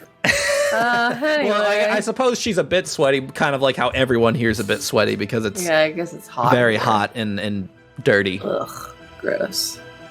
Yeah, Lisa's actually sweating a bit too. You're getting some pit stains. This is disgusting. I hate being here. Yeah, actually, come to think of it, Lisa's wearing a lot of black and like long, like a long cape and like. Yeah, but it's like flowy material. It sounds like you might be boiling out here. I feel like her outfit is made to be okay at different temperatures.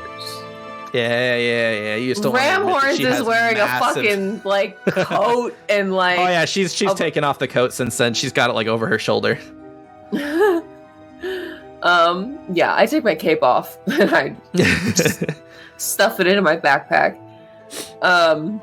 You can wrap it around Foxbud's head. Yeah, he's wearing a little turban. No, but okay. I feel like I messaged Ramhorns and I'm like, can you maybe discreetly detect thoughts on this woman? Or is that something that's not really... She says, well, I can kind of detect her surface thoughts, but, Right, she'll know if I probe deeper, she'll certainly know. Okay. Can you detect her surface thoughts and I'll ask her maybe a bunch of intriguing questions and maybe you just let me know. Because if she's guilty of something, I feel like her thoughts will immediately go to whatever she's hiding, right? Because when you're hiding something, it's all you think about, really, right? Well, okay. That's kind of how it works, but, surface thoughts suggest that it's not like super flushed out thoughts. I won't get a whole lot. Part of the reason I use this to detect lies is that it's easy to tell if someone's lying, but getting more detailed information, you're going to have to probe a little deeper. If I keep her distracted, will she know? What do you mean? Like if I keep her in like conversation, will she notice that you are like using detect thoughts on her? So let me check really quick. You detect the initial thoughts of the creature. As your action, you can either shift your attention to the creature's thoughts or attempt to probe deeper in the creature's mind. If you probe deeper, the target must make a wisdom saving throw. If it fails, you gain insight into its reasoning, if any, its emotional state, something that looms large in their mind. If you fail, then yeah, they're gonna know that you're probing. All right. So it's a wisdom save. We'll save that for it as like a plan B if we don't get much information out of her. All right. Keep in mind, I can only use this thing once a day, so. Yes, yeah. We might need to use it on someone else. Okay. Anyway. Well, anyway, that's weird about the dead trees, but I guess it makes sense. Anyway, we're here about Jessie. Jessie? She's missing. Have you do anything about that, or have you seen? When was the last time you saw her? I mean, a while ago, right when she was helping me with the lumber mill. You know, her and Jack came by, and you know, the day before she disappeared and was helping me carry the logs. Okay, and that was the last time you saw her? Yeah, haven't seen hide nor shadow of her after that. Okay. And how did the rest of your day go after she left? Busy as usual. I mean, things are going a bit slow right now because Duke is dealing with these bandits, but, you know, it's, hey, other than that, it's been busy. Okay. Do you run this place by yourself? Well, yeah, mostly. Okay. I sometimes get help, but that's about it. Okay. What do you know about the bandits that have been around? Oh, I not a whole lot of. I don't really know a whole lot. And go ahead and make an insight check for me.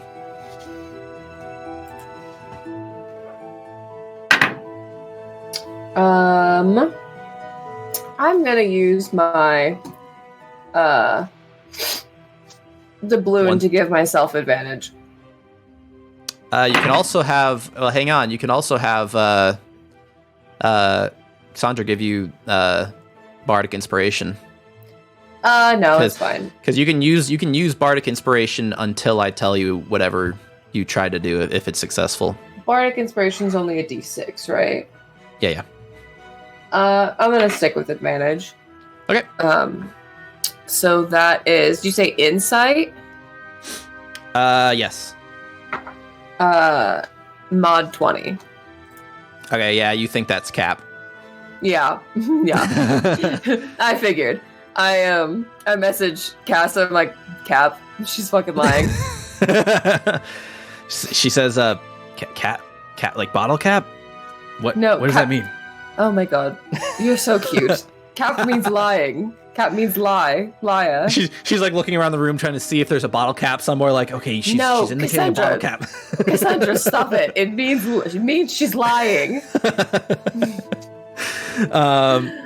She says, okay. I don't know what that means then. She knows about the bandits? Yeah, she's probably part of the bandits. That's probably what the slip was. Maybe if we can distract her, someone can go in her desk and read that piece of paper. Okay. What do you have in mind? Do you maybe want to ask her for a tour of the lumber mill, and I'll pretend to be sick, and then I can disguise myself as her, and then so no one will suspect anything, right? And then I'll read what the paper said, and then I'll meet you somewhere. What you could do is I don't know if you've had a chance to look at Cassandra's character sheet. She does have a spell called Enthrall. What is that? Enthrall.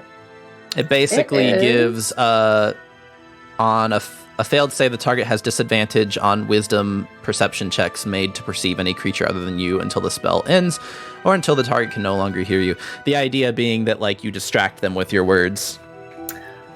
Does she know that we cast the spell on her afterwards? It doesn't necessarily say. I'm going to go ahead and say that since it doesn't explicitly say that if it fails, then she knows, but if it's successful, then she does not. Okay. All right, Cassandra. This is where your hot magic comes in. Okay. Maybe go like away from the desk and cast Enthrall on her. She says, "Well, hang on. What are you going to be trying to do while I'm distracting her?" I'm going to get the paper and I'm going to read it. She says, "Well, we have him here too. I don't know if he's going to appreciate us like robbing her table." Should we tell him that she's lying? I don't know. That's up to you. I don't know if he'd be on our side or not. It's his sister. We can always come back and look for the paper. I guess in this instance, I will tell him that she's lying about not knowing anything about the bandits and see what he does with that information. And we can go from there. Okay.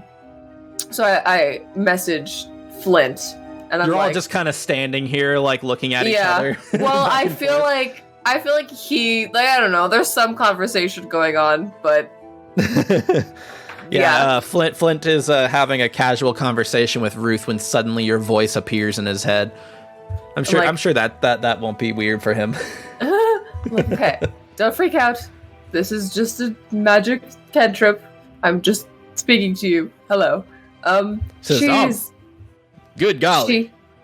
I'm sorry. She's lying about not knowing anything about the bandits, and I thought I would let you know. He says, all right, well, what do you want to do about that? I think that the paper she was reading has something to do with it. I was thinking of having my friend distract her, so I could perhaps read the paper. But I don't want to do anything that would potentially upset you, so I thought I would let you know that I was thinking of doing that. But what do you think? Says, I don't know how I feel about robbing this. Well, no, I'm not going to rob her. I'm going to look at the paper and read it and then leave. I'm not going to take it. Well, it certainly feels like an invasion of privacy, but well, she's lying about knowing about the bandits. Is that not? You're literally like the police here. Don't you want to know? Well, yeah, that's that. Well, now hold on there, right? What? 1 second there, ma'am. We don't consider ourselves police here. We are okay. We are individuals helping the town when they need. Unofficial militia. We don't go around doing fascism on the citizens of this town. Oh my god, okay. No, I understand, I get it. But what do you think? Nobody's robbing anybody. Make a persuasion. God, this bitch is so annoying. You said persuasion? Yep. That's only a 10. He's still iffy on this. He doesn't know how he feels about it. Okay, do you want to read the paper? Like, she's clearly lying about knowing something about the bandits. What would you rather do? What is your plan then? Do you have something better? He says, not off the top of my head, but it just feels wrong. Okay, you don't have to be a part of it. You can leave. He heavily sighs and says, all right, but I'll be checking in with you later. I don't want to be privy to this. Okay. Do you want me to tell you what the paper says later, or? Yeah, how about that? I don't want to be privy to this here crime. Yep, that's okay. It's not a crime. I'm just It is reading. literally a crime. It's not a crime. It is. You are taking private property from a woman in the comfort of her own establishment. Ma'am, this is 100% a crime. You have not convinced me that this is not a crime. This is 100% a crime. Go. You are requesting that we seize her private property This without is the last time I ask any fucking cop for help. Leave. Now, I am not a cop, ma'am. If I was a cop, let me be clear about this. If I was a cop, cut off the message. Let me just say I would not need a warrant to barge this woman's door down. I'd message Cassandra like, this man is insufferable. You are literally committing a crime. I'm not taking anything from her. I'm just reading her fucking paper because she's lying about knowing things about bandits. All right. How about this? I'm going to have a stranger come into your house and rifle through your papers and read all your shit, and we'll see if you feel like it's a crime. She's a liar and a thief, probably. Okay, if you lie, it's okay to do fascism on you. Got it? Oh my god! Listen, shut the fuck up! Don't judge me. This is a good idea. He sighs and heads outside and stays out by the door. Okay, Michael. All right, Cassandra. Now. All right. She casts Enthrall, which has a DC for her. It's a DC 13 save. Mm-hmm. All right. It's a Wisdom save. Let me check again just to be sure. It's a perception check, yeah. No, disadvantage on perception checks. Yes. Yes, it's a Wisdom save. Okay. Yeah. Ooh. 18. Do you... Oh, no. I will let you offer the help action if you can to give this... Actually, no, the help action only gives advantages. It does not give disadvantage. Yeah. This is not a spell attack. This is a spell save. Yeah.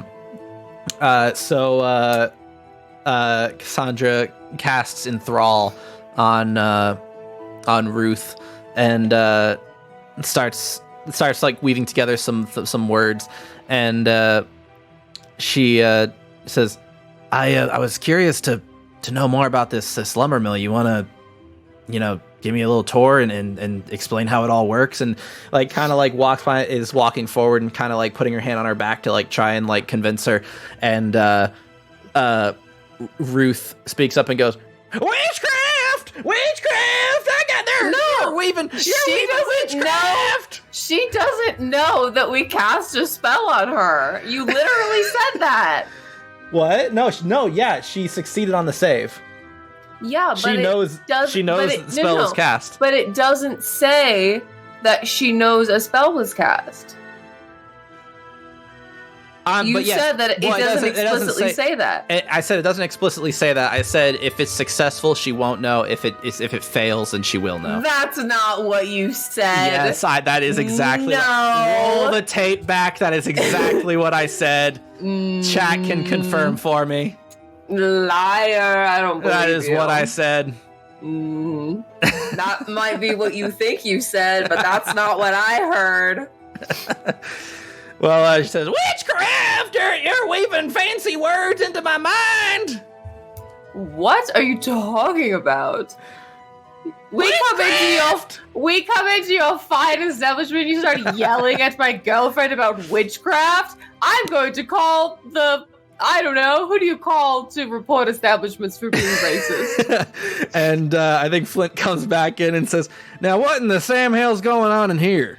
I don't know. This woman's insane. We have to go now. And I grab Cassandra and pull her out the door. She screams, Flynn, you gotta help me! They're trying to bewitch me with their fancy magics! I don't know what she's talking about. We have to go now. Goodbye. And right next to her, Bedlam appears and also goes, Witchcraft! not trying to rob this fine establishment. No, I grab Cassandra. I'm like, goodbye. I leave. And Flint blocks the door and he says, now hang on, did you cast spells on Ruth? No, I didn't do anything. I said that we were going to distract her and it failed, so... Make a deception check.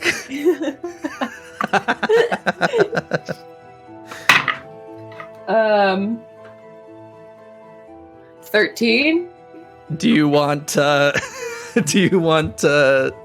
Cass to give you the help action? Yeah. She speaks up and she says, "Yeah, we're not really sure what she's talking about." It's still 13. She started screaming out of the blue.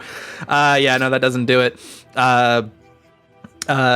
Flint speaks up and he says, "Now hang on, I leave you for 5 seconds, and she's now accusing you of..." I told you what we were going to do, and you decided to leave. I didn't realize you were gonna bewitch her. What we were trying to bewitch her. I was just trying to distract her. I don't see how that's any different. She screams, "Hey, we're putting fancy witchcraft words in my mind!" No, she was literally just asking her for a tour. He says, "It sounds like you were casting magics against an innocent member of this town." No, look, I don't know what that's about. I was willing to hear you out about all this, but now come on, we can't be, bewitching members of the town. Okay, you're right. What happened again? And she says, "No, you can't let them get away, Flint. They're trying to commit crimes on me. They're trying to rob me, Flint." Okay, goodbye. They're part of the bandits, Flint. Oh, I'm part of the bandits, am I? You fucking lying little bitch. What was that paper you were reading? Huh? What was the paper that you so quickly put away when we all walked in here? What was that about? It says, "There ain't no paper, what you talking about?" And, oh my god. Flint kind of gets between. She's like, "Okay, now come on, just get out. Come on, let's move along." I was trying to leave. You blocked the doorway, sir. And she says, "You can't let them get away, Flint! Bandits, Flint!" Oh my god, I'm going to leave this town as soon as fucking possible. And you guys exit the building while she's still screaming. And that woman needs help. And Flint turns to you and he says, "Now what in the hell? You can't just go around casting spells on people." We were just trying to distract her. It wasn't anything harmful. It was just to distract her so I could read the paper. It's exactly what I told you I was going to do. Well, when you said distract her, I thought you meant like talk her up, not cast spells on her. We can't do that. Oh, we're the good guys. Well, sure, but magic is useful sometimes. That's kind of my whole thing, is magic. He kind of dips his head and pinches the bridge of his nose and he says, "Now listen, people trust us. People trust the cattle lads to keep the town safe." You, right? Yes, but you're with me. You people are expecting that I'm giving you my blessing, so. Okay, well, I don't know what else you wanted me to do. She was lying. Do you want to go talk to her? I do. I want to get to the bottom of this as well, but I don't want to go, violating people's privacy and casting spells against them. She certainly, she does seem suspicious. I will give you that. No, she was very clearly lying. He says, but we can't, we're not, we're not judge, jury, and executioner. We can't just go in and assault people. Okay, I don't need a lecture from Mr. West Plain. All right, well, she was lying. I don't know what you want to do about that. Is there anyone else we have to talk to? Says, well, those were the last 2 members of the town I haven't really had a talk with yet. I'm kind of at a loss for what to do next about the bandits. If I'm being honest with you, though, I'm not particularly invested in this investigation. Why? well, my sister's missing, and Well, Duke you is think convinced that they did something, but I don't know. I can't imagine that, Ruth, for example, would be able to handle Jesse. Jesse's a bit of a sharpshooter, part of the reason I have no doubt that she's still alive, no matter where she is that, Jesse's one tough son of a bitch to kill. I don't think she's dead wherever she is. So I don't think Ruth, for example, could handle her. Okay, so you don't think that the bandits have anything to do with your sister's disappearance? They may. So far, I find it hard to believe. Okay. Well, it seems like from here on, the next course of action is to follow Ruth at night to see if she goes anywhere, like to meet up with other bandits, because we know that she's connected to them somehow. And if that kind of turns up nothing, or I guess we could go kind of search around as well, and just see if we can find out anything else about them. Because if we find out that the bandits don't really have anything to do with Jessie, then I'll drop it. And I think my next course of action then would be to go in the Mirewood and look for her. And he says, well, I'm sorry, but I'm not allowed to let you in there. We're not allowed in Mirewood. I wasn't asking for your permission. Well, no, I will have to prevent you if you try to go in there for your own safety. You're right. No, I won't go in there. And I just look at Cassandra. He says, I get the feeling that you're being cheeky here, but no, I won't. I promise I won't go in there. I don't think you I will. My whole thing is I've been watching the bridge each night, so if you try to go over there, I'm gonna know. No, that's fine. How big is the... Never mind. Okay, well then, I don't know what else to help you with. The next course of action is to then look into the bandits. So I guess let's go to... You said they were harassing the people trying to rebuild the town, so I guess let's go to wherever that is happening. He says, well, you'd want to talk to Duke about that. He's kind of overseeing all that. I never want to speak to that man again. He says, well, I don't know what to tell you then if you don't want to speak to him. Jesus Christ. Okay. Well, I guess I'll speak to him again, but there's no guarantee that he will come out of it with his hat. You're going to attack his hat? We left off with Flint being like, yeah, we can't, be violating these people's privacy.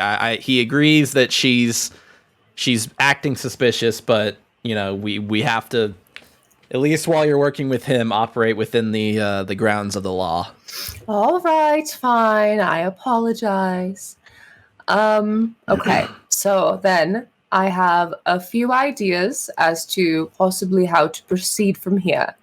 Bedlam appears while you're saying that and says, I motion that we blow the lumber mill down. Oh, I just look at Cassandra and I'm like, today is testing me. God, it'll be easy. Fire. Burn the place down. Look at all these trees. They look so flammable. Anyway. They're all so dry and flammable. As I was saying, I have a couple ideas how to proceed from here. The first is to possibly tail... what was her name? Ruth? Ruth? To tail Ruth? Possibly, kind of stake out the lumber mill and then see if she goes anywhere and, maybe meets with these bandits or something like that. Or I have the ability to transform myself into anybody else. And so I was thinking maybe if we find these bandits, I could pretend to be her, and kind of see where that gets us. I think Flint speaks up and says, "Now, hang on. You can do what now?" Yes, I am a pretty good sorcerer. I have a lot of magic, and I am able to transform myself into anybody, essentially. He says, "All right. Can you do Duke?" I could. Well, I know for a fact that Duke comes by to pick up lumber shipments pretty regularly. If I suppose you could probably pass off as if you can pass off as Duke successfully, then maybe you can get a look at that note. I really don't know how I feel about this, but I guess you're not directly attacking her in this case. You're just kind of fudging the truth a little bit, which she's doing to us. So right, exactly. I'll let this one slide, but again, I don't want to be here for it. Okay, my suggestion was that we find the bandits and I pretend to be her, but you're suggesting that I pretend to be Duke to get the paper from her? It's another option for sure. I mean, he comes by to pick up lumber shipments pretty regularly. We could I guess I could send you with a couple of the cattle lads, and they could say that they're there to help transport. Oh yeah, no, that would be fine. The only thing is I can only do this spell twice a day, so just keep that in mind. It's not an unlimited thing. Well, how long does this last for? How much time are you give us? It lasts for an hour, so... Okay, that should be plenty. Yes. Also, there's one stipulation. It does not change my clothes. So we would need one of his suits and possibly his hat. All right. Not sure how we get our hands on that. Where does he live? He lives by town square. You can kind of see it's a slightly larger house than the rest. He's Are you suggesting we raid his house? I was going to suggest we borrow some of his clothes and return them. If that's all right with you. Now, hang on, you're telling me we're gonna rob the mayor of this town? Well, okay, no, I'm just coming up with suggestions. None of this is what we're making plans. Okay, I'm telling you. Just suggesting to the law of the town. Listen, I told you I can turn into anyone, but it doesn't affect my clothes. It's not an illusion. I'm literally changing myself. Cassandra's like giving you a look like she wants you to cast message to her really quick. Okay, I cast message. I'm like, what? This is going so terribly. What? We should really stop discussing breaking the law with the law. Well, listen, he's going to find out either way, and I feel like either way he's going to be mad at me, so he might as well know about it. Okay. And I say this out loud. I'm like, okay, how about this? I can maybe, tailor a suit or something, or I have some other magic that can probably make me some clothes. So we will do that and kind of prepare. And then if you want to be there when we get the paper from Ruth, then you can, or we can sort of just do this and then meet up with you afterwards and tell you what it said. There's nothing that says you necessarily have to be there with us. He says, just promise me you're not going to rob the mayor. And, I'm supposed to be keeping the peace in this town, and it sounds like you're going to break a lot of laws. And look, I want to believe that you're here to do good things, but you're making that real hard to believe. All right, okay. We can do, other legal suggestions. Okay, where do we think he gets his clothes? Because if maybe I could go buy something that he would wear, that's legal, right? Says, You know, that's actually a good point. I never really did think about it. He has pristine white clothes. I'm not sure where he gets his clothes from. In fact, I'm not sure he's ever bought clothes around town. And everyone here is so dirty, and he is like pristine. That man is magic. I'm telling you right now, he's magic. He has a magic hat. I think he's like a warlock or something. I think he sold his soul for that magic hat and those pristine white clothes. Says, you know, I'd actually come to think of it, none of us really know where Duke came from. Come to think. Oh my God! No, this is so suspicious.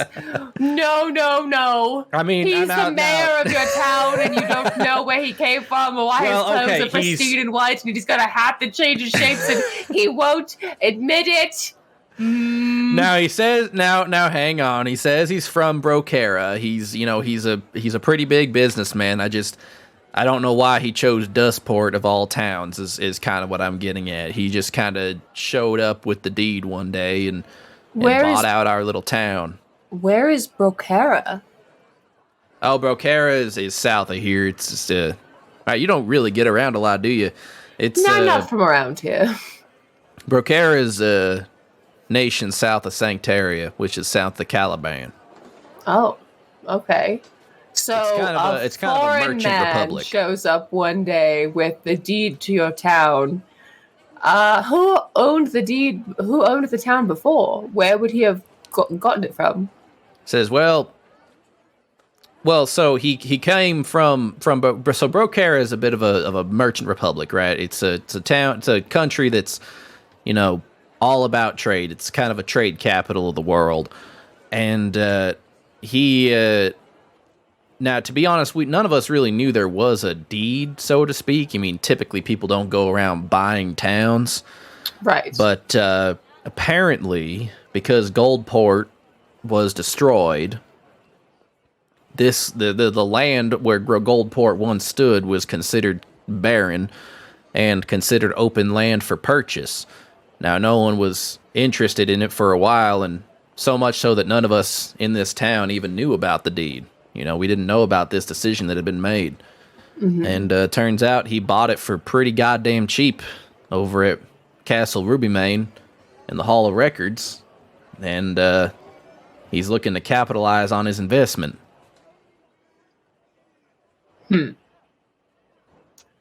Interesting. So if anything, he's a mighty well-to-do businessman, but none of us really know what he did before this, is what I was trying to get at. We know generally that he's from Brocara. How long would you say it takes to send a letter to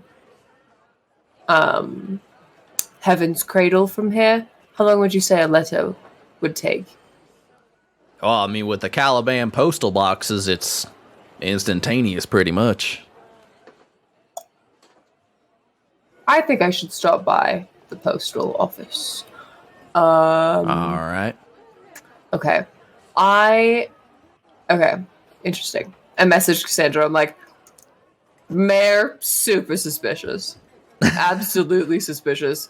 I am going to send a letter to Artemis to ask if he can perhaps request the records from the castle, and see what I can figure out about this deal, or see if I can figure out where he came from or something like that, because I don't trust this man one bit. Second, do you think if I sent Artemis some money, he could send me some nice clothes? She says, well, from what I understand about the Caliban postal boxes is they're rather small boxes. They basically send things to and from, and typically, people use them to send letters. Mm-hmm.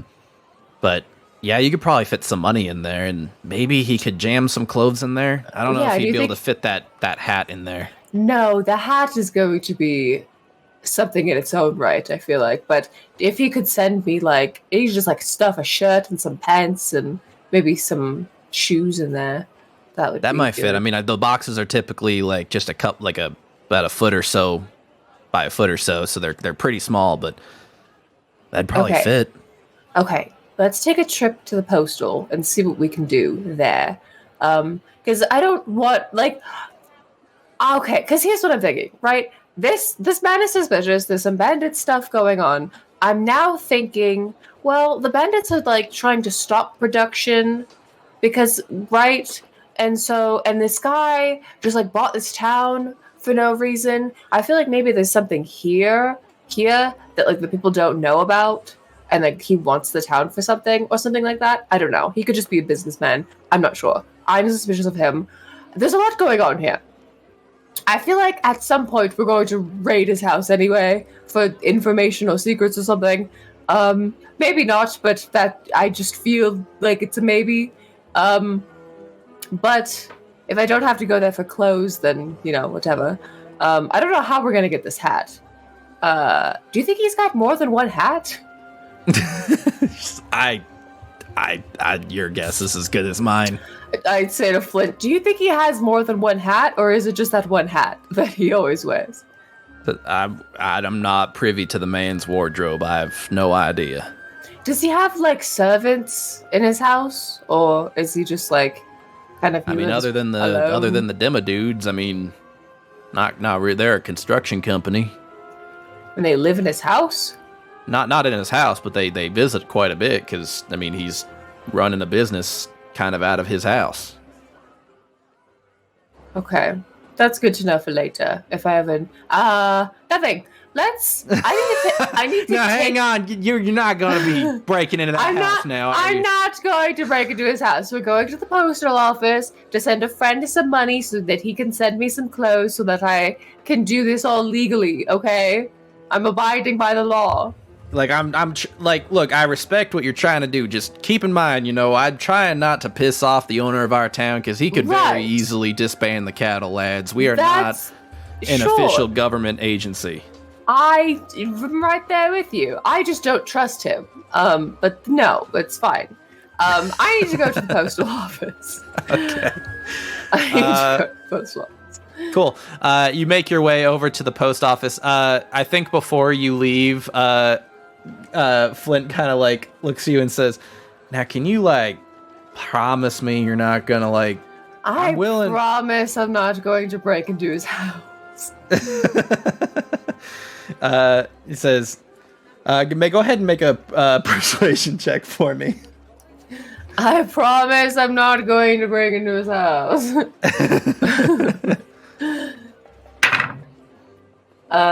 18. He like squints at you and says, "All right, well, I'll be waiting to hear back what you find out about the bandits, but good luck." Okay, should we just find you at the saloon, or? Cause I'll be around town. I don't know.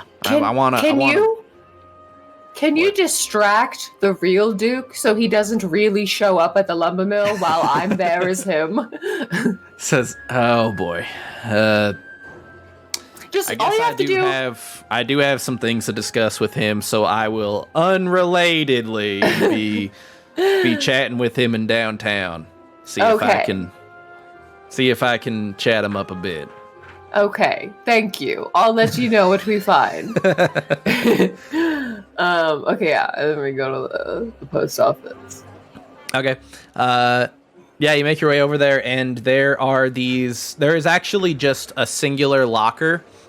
And it's this very small box, clearly magical in nature.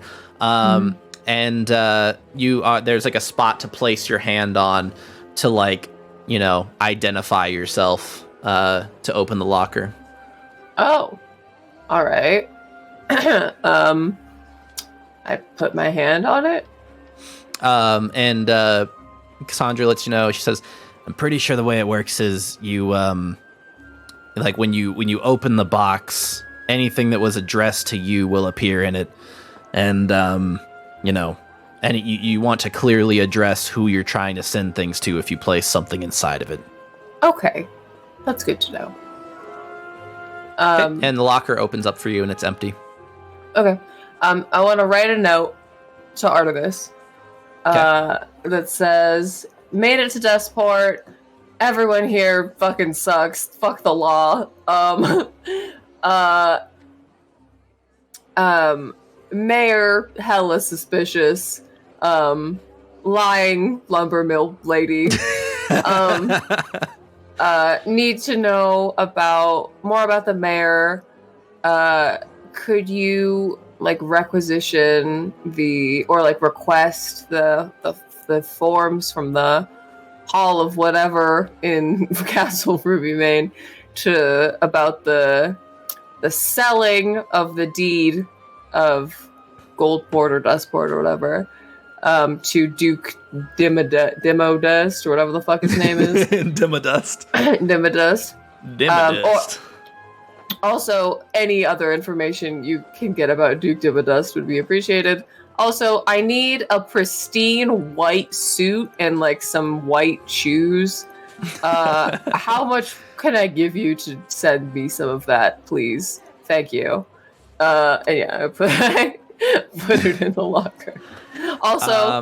Also, how are you? I'm doing not great. Goodbye. P.S. And then I just write a little smiley face. Okay. Yeah, so you place that in the locker and close it. No, I write P.S. Yeehaw.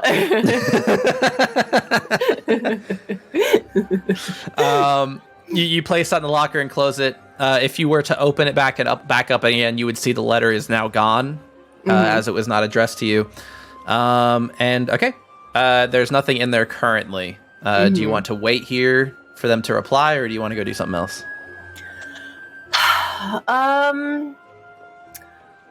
I think let's kind of look around the town a little bit more while we wait for him to respond. And then maybe just do a lap and come back to the post office.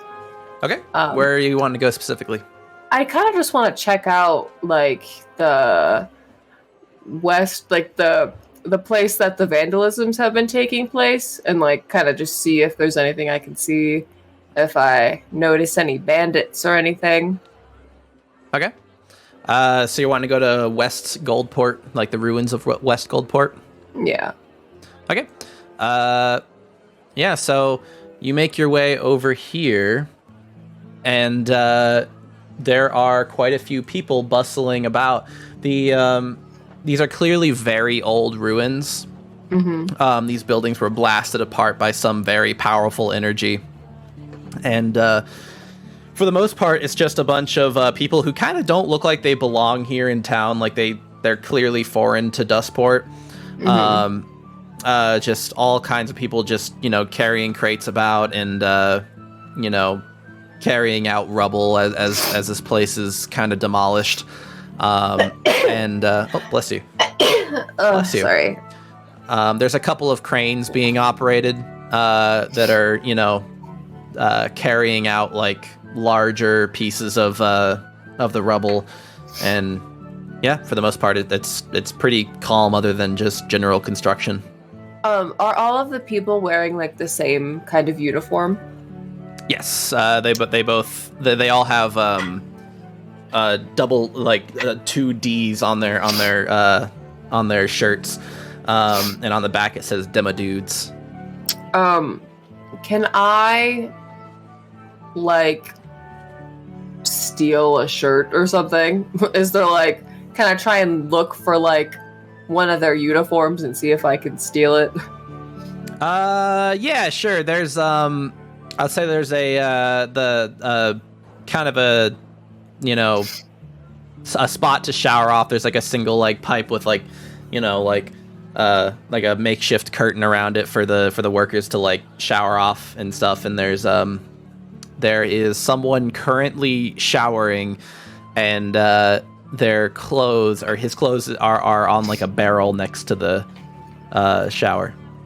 Okay, I steal them. Make a sleight of hand check.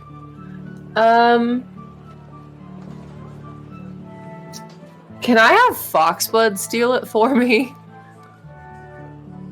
I guess. Does he have good sleight of hand? Well, he can give himself advantage on. I guess it's not a stealth check. Yeah, it's not a flat stealth check. He's trying to grab something. He's not trying to hide. His stealth is +5. What is sleight of hand? It's still a dexterity check, but it is unrelated to stealth. So, his dex is +3. Which is better than mine. I only have a +1. Okay. I mean, Cassandra's is +6. I don't know if you're looking at her. Oh my god. Yeah. Cass, go fucking steal that guy's clothes. Says, all right, okay. And you guys kind of like, you look very out of place here.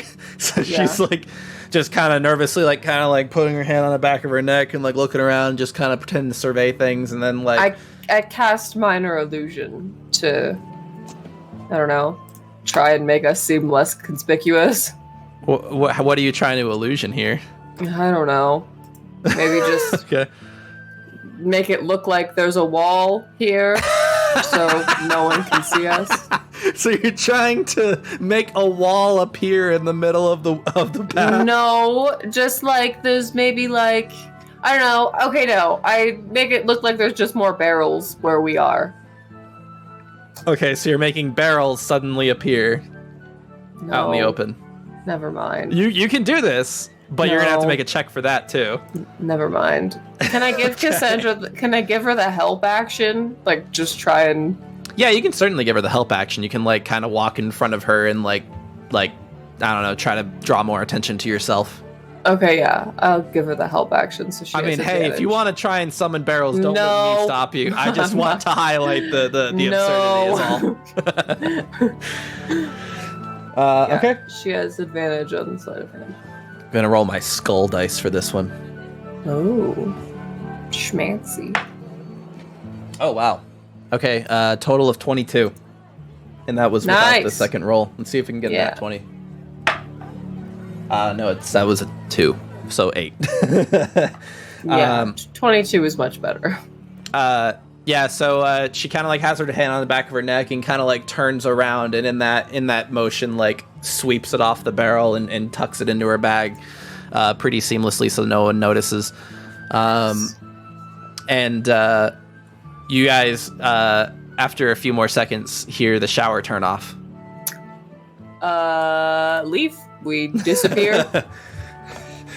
You begin to leave, and you just hear behind you this poor man saying, "What now? Where's my clothes? Who took my clothes? Gerald, is this you again? Did you, Gerald?" And damn! Looks like Gerald took his clothes. And he's yelling angrily at Gerald, and chaos is ensuing behind you. Aw. Oh, poor guy. Fucking Gerald. Anyway. Yeah, I'm like, thank you. I just figured in case we ever need to break into the mayor's house that this will get us in. Well, you officially have the uniform of the demo dudes. Nice. I also remember what that guy looked like. So I can later pretend to be him. Okay. He was a half-elf man. He had wait a blonde hair. I don't think I can do that. Yeah. Never mind. I'm just gonna... is there like a human working? There are humans around, yes. Okay, yeah. I just look at one of the humans and I don't know. Remember what they look like. All right. Okay, cool. But yeah, other than that, I don't see any like vandalism or like I don't see anything suspicious going on. Not in like the houses or anything. Like it seems pretty business as usual. The demo dudes are transporting a lot of dynamite, which you assume they're using to like blast these buildings and topple them to clear them.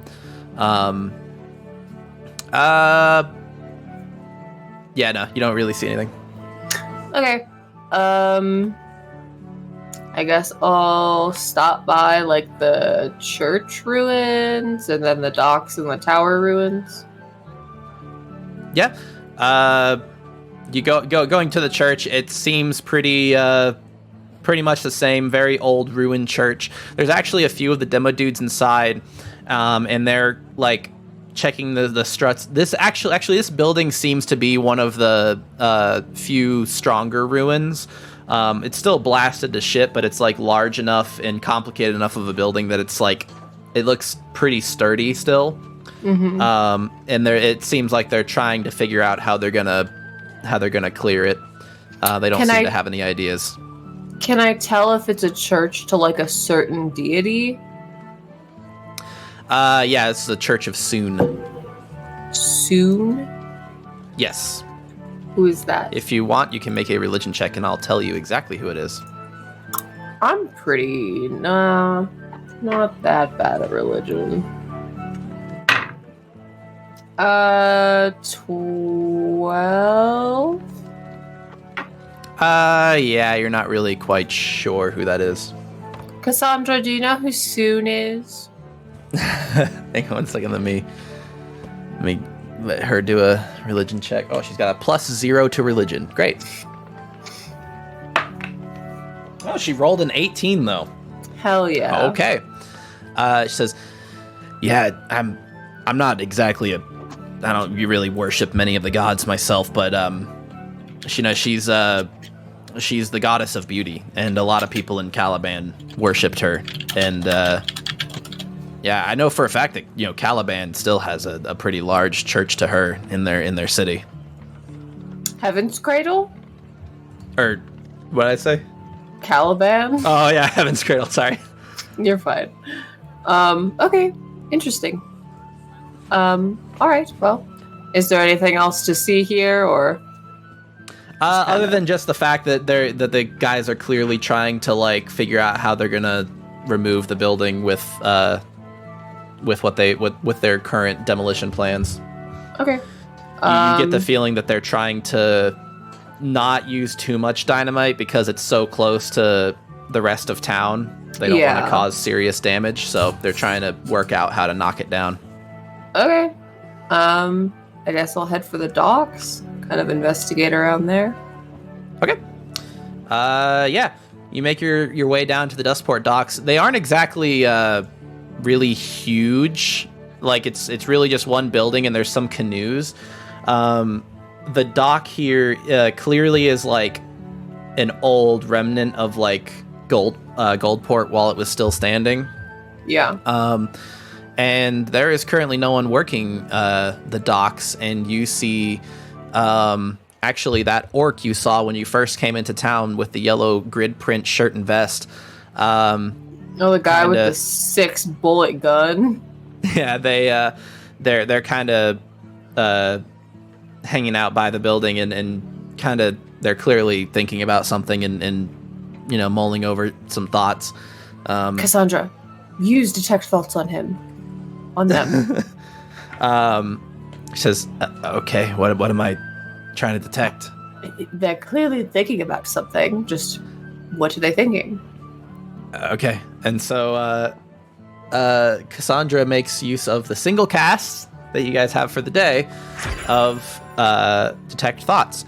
And she says, they feel really guilty. For killing that guy? Yeah, I'm getting the feeling that this was where he worked. Oh, where that guy worked? He killed the only dock worker. Yeah, I'm getting the feeling that's kind of what's happening here. Okay, interesting. Good to know. I guess I'll walk up to them. Be like, hello. They say, hello. Sorry, are you new? Yes, yeah. We're in town helping with the investigation of Jesse Westplane. I say, hi, my name's Spur. And they hold out one of their hands. Hello, I'm Phoenix, and this is my girlfriend, Ramhorns. Howdy. Shake their hand. Do you work here at the docks? Actually, we saw you when we came into town. Quite a show. That was. What was that all about? You kind of caught us at a bad time. You see, that was it was a pretty bad time. Tim was, well, he was saying he was gonna kill Duke. Oh, why is that? I don't rightly know. I mean, everybody's a little bit disgruntled with all the changes around town, and he just seemed that he wanted to kill Duke, and I had to step in. Right. Are you part of the cattle lads? Well, yeah. I work with Flint all the time. You said you were looking for Jesse? Yes, yeah. Yeah, we don't really know a whole lot about what happened to her, but we appreciate any help you can offer. Is there something you had for me? Oh no, we were just kind of taking a look around the town, trying to see getting the lay of the land and talking to anyone we can about anything they might know about her or, last time they saw her. Did you happen to see her recently before she disappeared? No, I didn't talk to Jesse a whole lot, other than, we were good. We were friends. We just weren't very close. Right, acquaintances, kind of work friends. Yeah. Okay.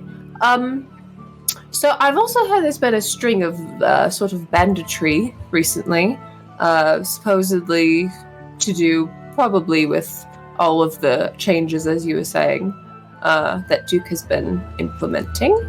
How do you feel about sort of everything that's going on with that?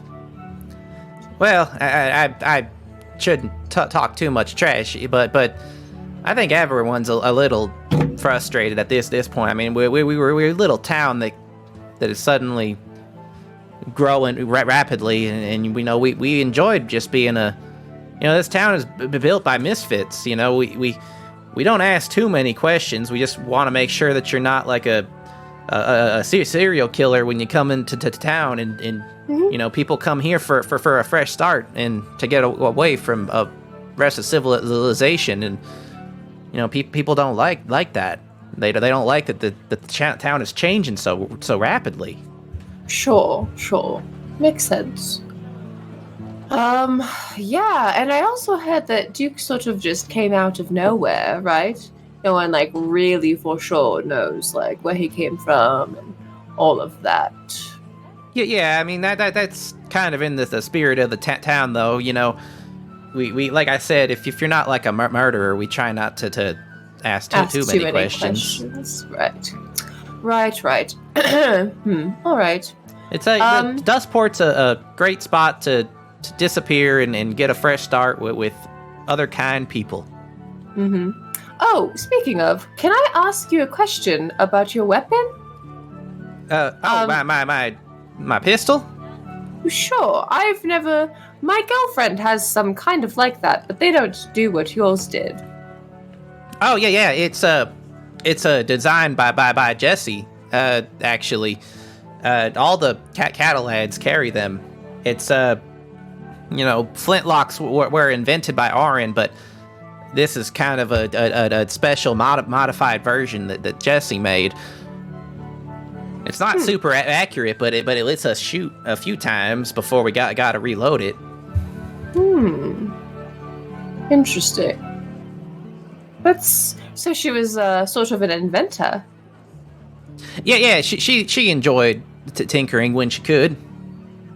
Did she make any other sort of adjustments or improvements to other things around town, or? Well, I mean, she was always the one, fixing things around town, like the clock tower. She got it up and running again, and the clock tower was kind of a community project. Really, it was it looked like, well, to be honest, it looked like shit because it came from Goldport and it was part of the destruction, but we revitalized it, and she was the one that tinkered with the clockwork, and she did little things like that all the time around town. Interesting. Okay, that's good to know. All right. Well, it was nice speaking to you. If you hear anything else about Jesse, or you can think of anything else that might be useful, do let us know. And yeah, we're going to continue our investigation of the town. Okay. Well, be careful. There's a lot of bad things happening these past few days. I just don't want our guests to get hurt. What sort of bad things? What the bandits? Oh, right. Oh, psh. You're very kind, but no, you don't need to. Why, look at Cassandra. You don't need to worry about us. Trust me.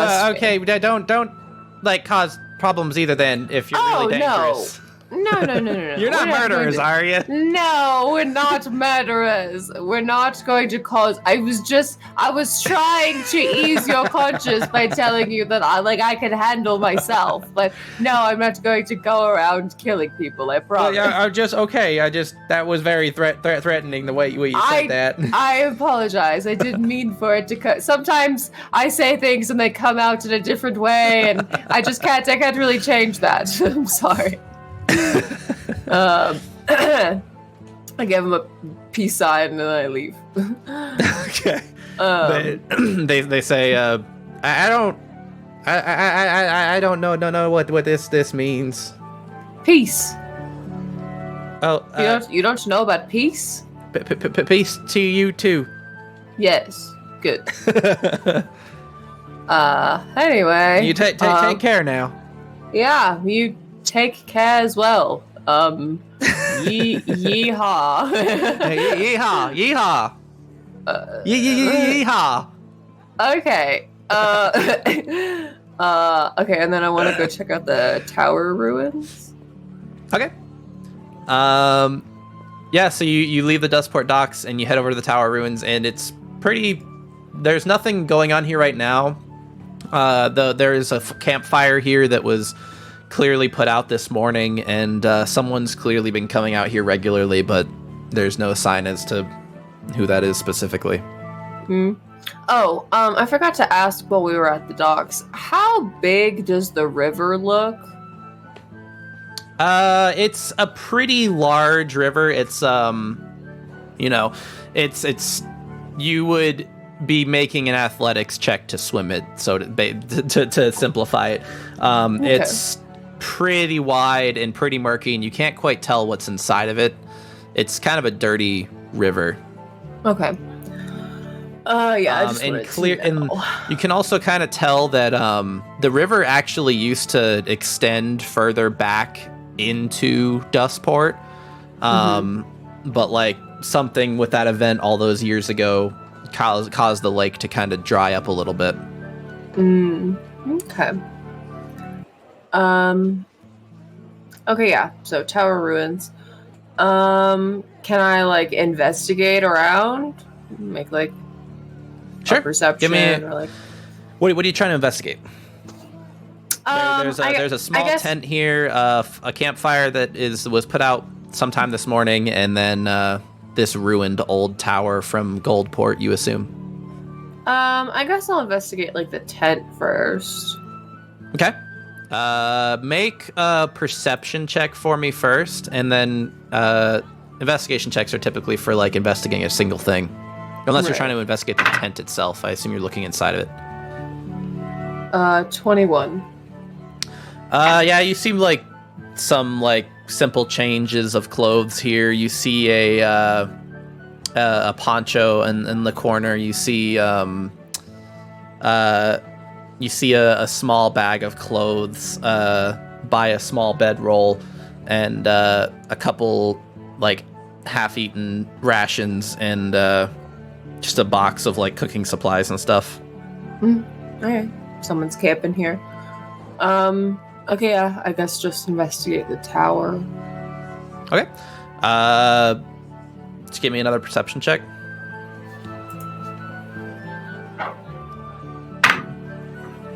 Um,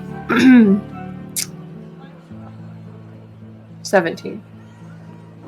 You see not a whole lot, but there's a chair at the top pointed toward Meyerwood, and there's a giant hole blasted in the wall of this tower, and the chair is kind of like looking out that hole over Meyerwood.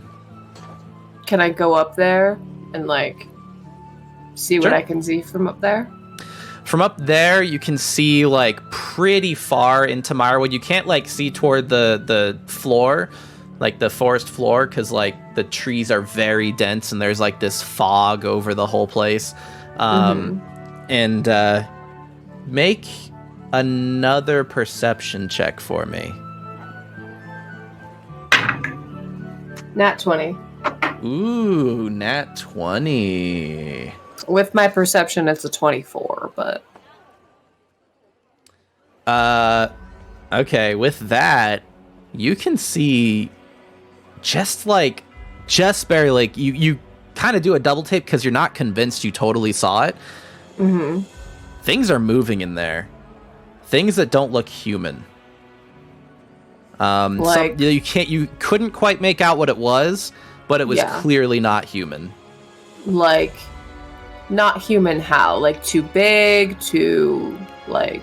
Just wrong. Like, it's not shaped like a humanoid. Like, it was, like, it seemed like the size was off. You can't quite tell a whole lot of specifics about it, but it just didn't look...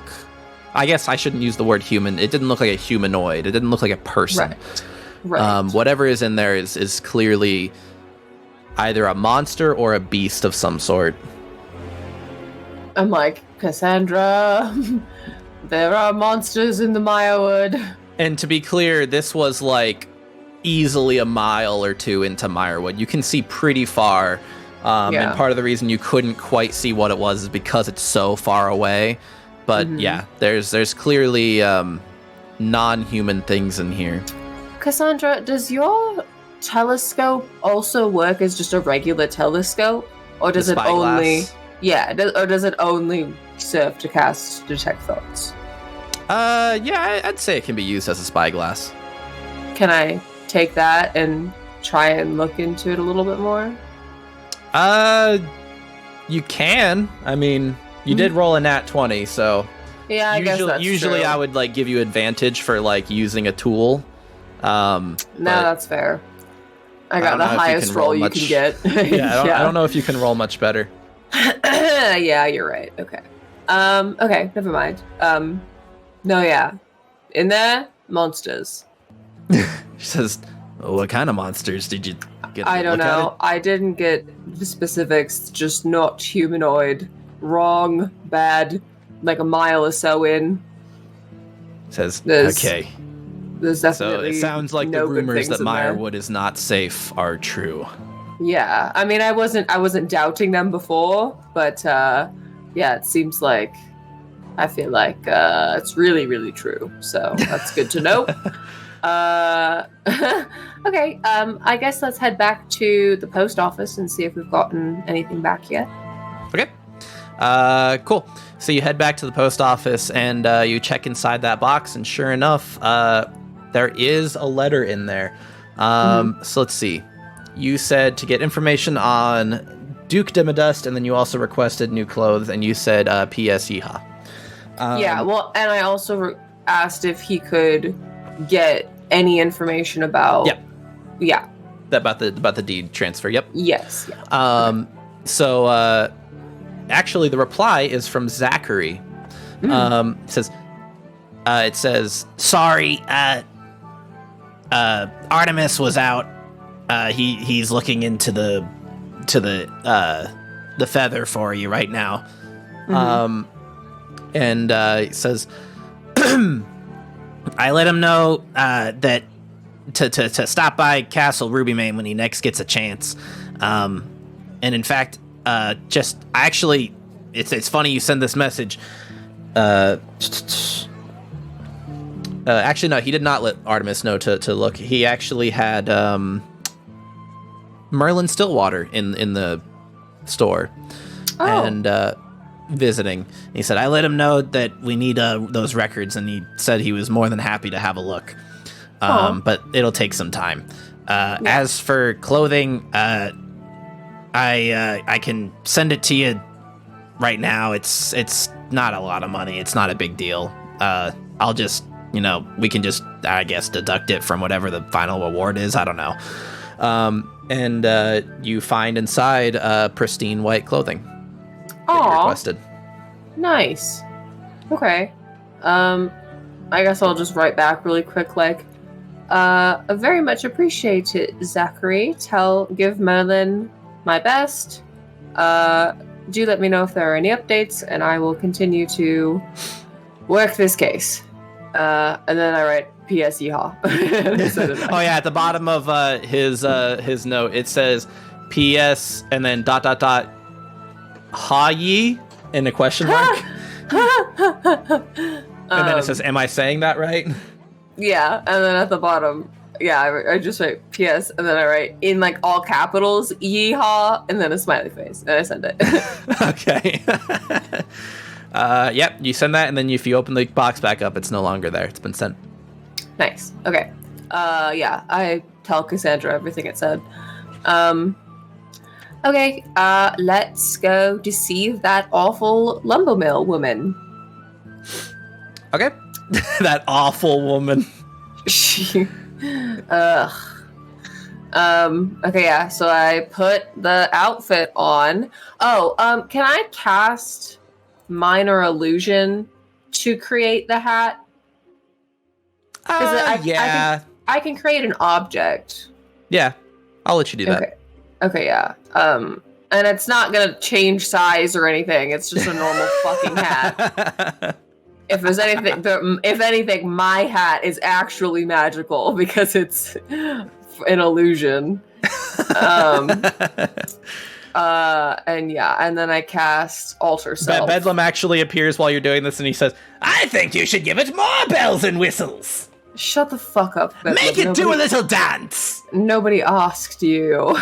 It's no fun at all. Yeah, and then I cast Alter Self. And I make myself look exactly... Well, here's the thing. He's a dwarf, isn't he? Yep. What size is a dwarf? This particular dwarf, he was just about 4.5 foot tall. So is that like medium size? Yeah, they're still medium sized. Okay. Hang on. Medium creature size. Yeah, medium is 5 foot by 5 foot. So I'd say he's still in the same size class. Because small is also roughly that size, so it's not a big difference. Okay. And yeah, I make myself look exactly like Duke. Okay. Voice. Now I hope you realize I'm expecting you to do the voice. Oh God, no. No, you got it. What did it sound like? Howdy, my name's Duke Dimmadust. Oh my God. You're gonna have to do the voice. My name's Doug Dimmadome, owner of the Dimsdale Dimmadome. No, I don't know what you're talking about. That's unrelated copyright infringement. That fucking episode where his son was being used to make lemonade in the basement of Jimmy's house. That was a fucked up episode. I don't know what you're talking about. This is not a related character whatsoever. This is an original character that I made up myself. Okay. Anyway, so I'm Duke now. And I'm like, I guess just wait outside. I'll be right back. Okay. What are you planning on doing? Do you want me to like try and look in the desk while you distract her? Oh, yeah, you should distract her. Here, take Foxbud. I give her my backpack. Take Foxbud. And yeah, do that. He can help you be sneaky if you need to.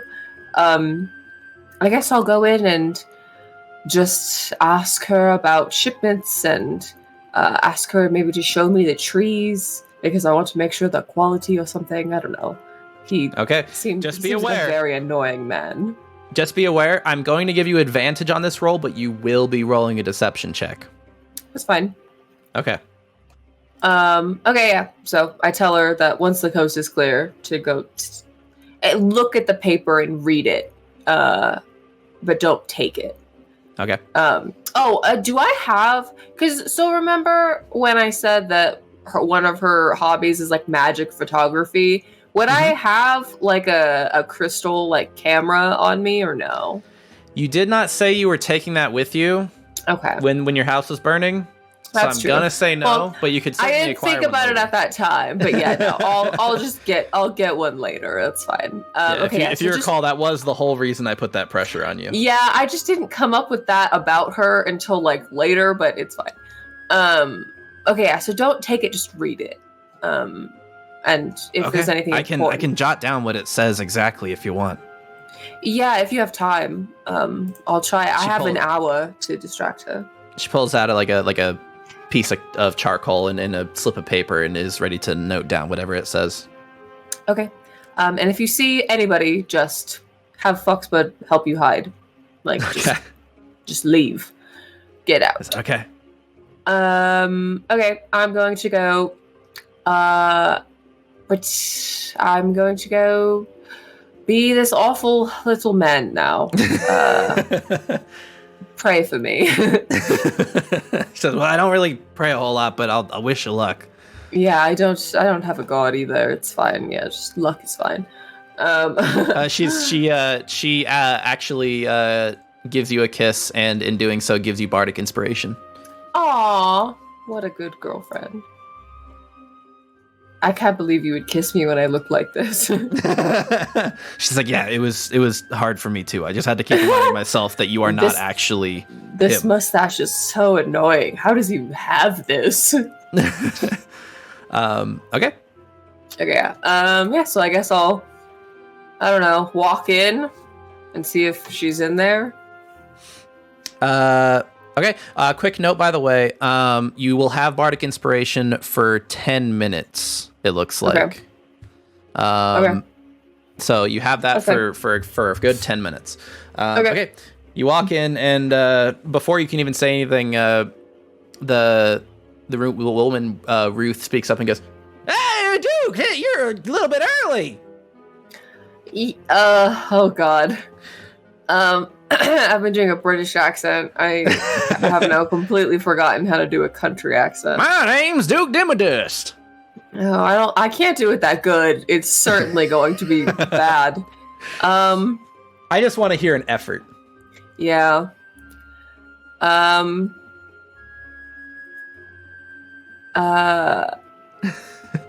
God, what do I even say? What did she say? Oh, you're early? You're early. Yep. Oh God. Right. Well, I decided that this was important business. Right. So I came a little early. Keep you on your toes. Haha. Said, "Yeah, well, you shouldn't have been doing that with these crazy orders lately." Make a deception check to see how hard you sell this. I'm gonna say this isn't gonna be like a you win or fail. This is gonna be like a how successful are you? And you said I have advantage? Yes, because of what you're wearing. And again, if you roll poorly, you could use that bardic inspiration. Mod 20. Okay. Yeah, she seems to be buying it. Right. Line and sinker. Right. So I just wanted to come and talk to you about the latest shipments and how they were coming along and yeah. Well, you coming to like I haven't had time to load up the wagon yet. I was planning on getting it over there in a couple hours, but like I said, you're a bit early. Right. No, yeah, like I said, just keeping you on your toes. All right, so it'll be done in a couple hours. Why don't you come show me which of these here trees you're planning on carting up, so I can give them the all once over. Says, "All right, well, let's head out the front door here. and starts making her. No, now hold on a minute. I wanna take a walk through the mill. Make sure that everything's in working order. You know. Well, I want to show you what we have ready for you first, and then I guess you can look at the trees in a bit. But you really that pressed to see the trees? Right. Well, you gotta understand. I bought this town, and I'm trying to build it up and make it all nice for y'all.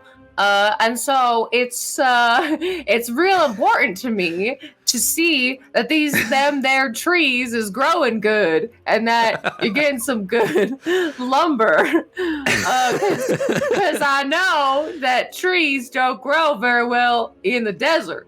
So yeah, but they're deadwood trees. I thought now I'm a good businessman, so I'm just making sure. Now, Duke, I know you're new to this here town, but I feel like I've explained it to you 6 damn times now that the trees are gonna grow fine. Now you'll have to excuse me. I'm getting a little older in dwarf years. Forgive me if my you're memory. A young man. What the hell are you talking about? You're under 200. Now you'll forgive me if my memory ain't so good no more. How do you know how old I am? That's rude. You were very insistent on it. You said yourself, I am not 400 years old. Just in case anyone asks, I'm not 400. I'm under 200. If anyone comes to town asking if there's a 400-year-old dwarf here, don't tell them that. Tell them there's a 200-year-old dwarf. Wow, I really said all that, huh? Yeah, you were very explicit. All right. Well, I can damn well change my mind when I feel like it. Now, can I? Says, God damn it, all right, I'll come explain the goddamn trees to you again, Duke. Yeah, how do you grow them? You put them in the ground and then what? She stomps angrily toward the back of the room and, punches the door open, and she's like, God damn it, Duke, come on! All right now, damn. Don't be knocking doors around. I gotta replace that one, too. Okay, you you walk around back, and she guides you to this large, huge yard that just spans, a great distance of just all these deadwood trees. She said, now they don't have leaves. They're excellent at, grabbing any possible nutrients that are left in the ground, which we artificially add ourselves. They grow rapidly because they're not technically alive. They're magical trees. What all do I still need to explain to you, Duke? God damn it. Well, goddamn, there's a lot of trees here. Yeah, you were just here 2 days ago, Duke. How many times are you gonna point out all the trees, Duke? I'm sick of it. And there seem to be more trees now. I don't know. Okay. God damn it, Duke! Did I not just explain to you that they grow very rapidly? Okay, well, you're right. Goddamn. Wait, now hold on. Now back it up. So they're magical trees. So is the wood, have any magic property, or is the only thing magic about it that it grows real fast? God damn it, Duke, they're magic because they're dead, but they still grow. So the wood ain't no magic. The wood, when you cut it, it's not like the houses have any magical qualities and such. What the hell are you trying to get at here, Duke? You trying to make magic houses? No, Duke, I've explained this to you 3 goddamn times. I'll explain it to you for a 4th. You're not gonna make magic houses, all right? I know you really want to. It'd be really great for business, but that's not gonna happen in Dustport, all right? These are not magic. I was just clarifying, god damn it. Well, you keep coming back here and making me explain my business and then put all these crazy orders for, what was it, 500 pounds of lumber by the end of the week? Come on, Duke. Jesus, that's a lot. In her head, Lisa's just like trying not to laugh at the thought that when I leave, the real Duke is gonna show up and ask all of these questions again, and she's going to kill him. She says, Duke. She like pinches her nose. She says, I can't keep fulfilling these orders at this speed if you gotta come by every day and micromanage me and ask me a million damn questions about how I run my business. You're right. No, you're right. You want a profitable town. You're trying to, push everyone as hard as you can and get as much profit out of this town as you can, but you're driving me nuts, Duke. All right, no, I understand. Damn, woman, keep your britches on. All right, show me them there magic trees. I want a close up. And I just what the hell do you mean? There's a tree right there. And she like punches the tree right next to you, like, it's right there. It's a goddamn tree. Ow, my hand! I just get really close to the tree, and I'm like taking a long time, like inspecting it. And like looking it over, like patting it, and like looking at the roots and looking up at the branches. Quit molesting my trees, Duke. Well, they're gonna be my trees for my lumber for my houses. Shut the hell up, woman. She says, what the hell are you trying to, what, you looking for termites? I'm paying you for these damn trees. I'll damn well inspect them if I wanna. You're paying me jack shit. I'm still paying you something. You're still making money, ain't ya? Yeah, practically nothing. Well, when this town gets rebuilt and you get more business coming in, and you start filling your pockets with the money that I granted you for making, then you can come complain to me about how much money you damn have. I'm gonna roll something really quick. Uh-oh. Oh no. Cassandra has Foxbud with her, so he can give her advantage. Okay. that one was worse. That was a 7. No. Yeah, so you hear a loud bang from inside the lumber mill. Oh god damn it, Cassandra. Soon as I hear the bang, I fucking I touch one of the trees while she's distracted and it catches on fire. Oh my god! And I go, oh god damn! What the forest is burning! Your damn trees are flammable! Make a sleight of hand check to see if you can do this without her noticing. Do I get advantage or no? Not well. So the advantage was to convince her that this is you. What you're trying to hide right now is that you lit this tree on fire. But she was distracted because of the noise, right? Like I did it when but she you're wasn't also looking. right next to her.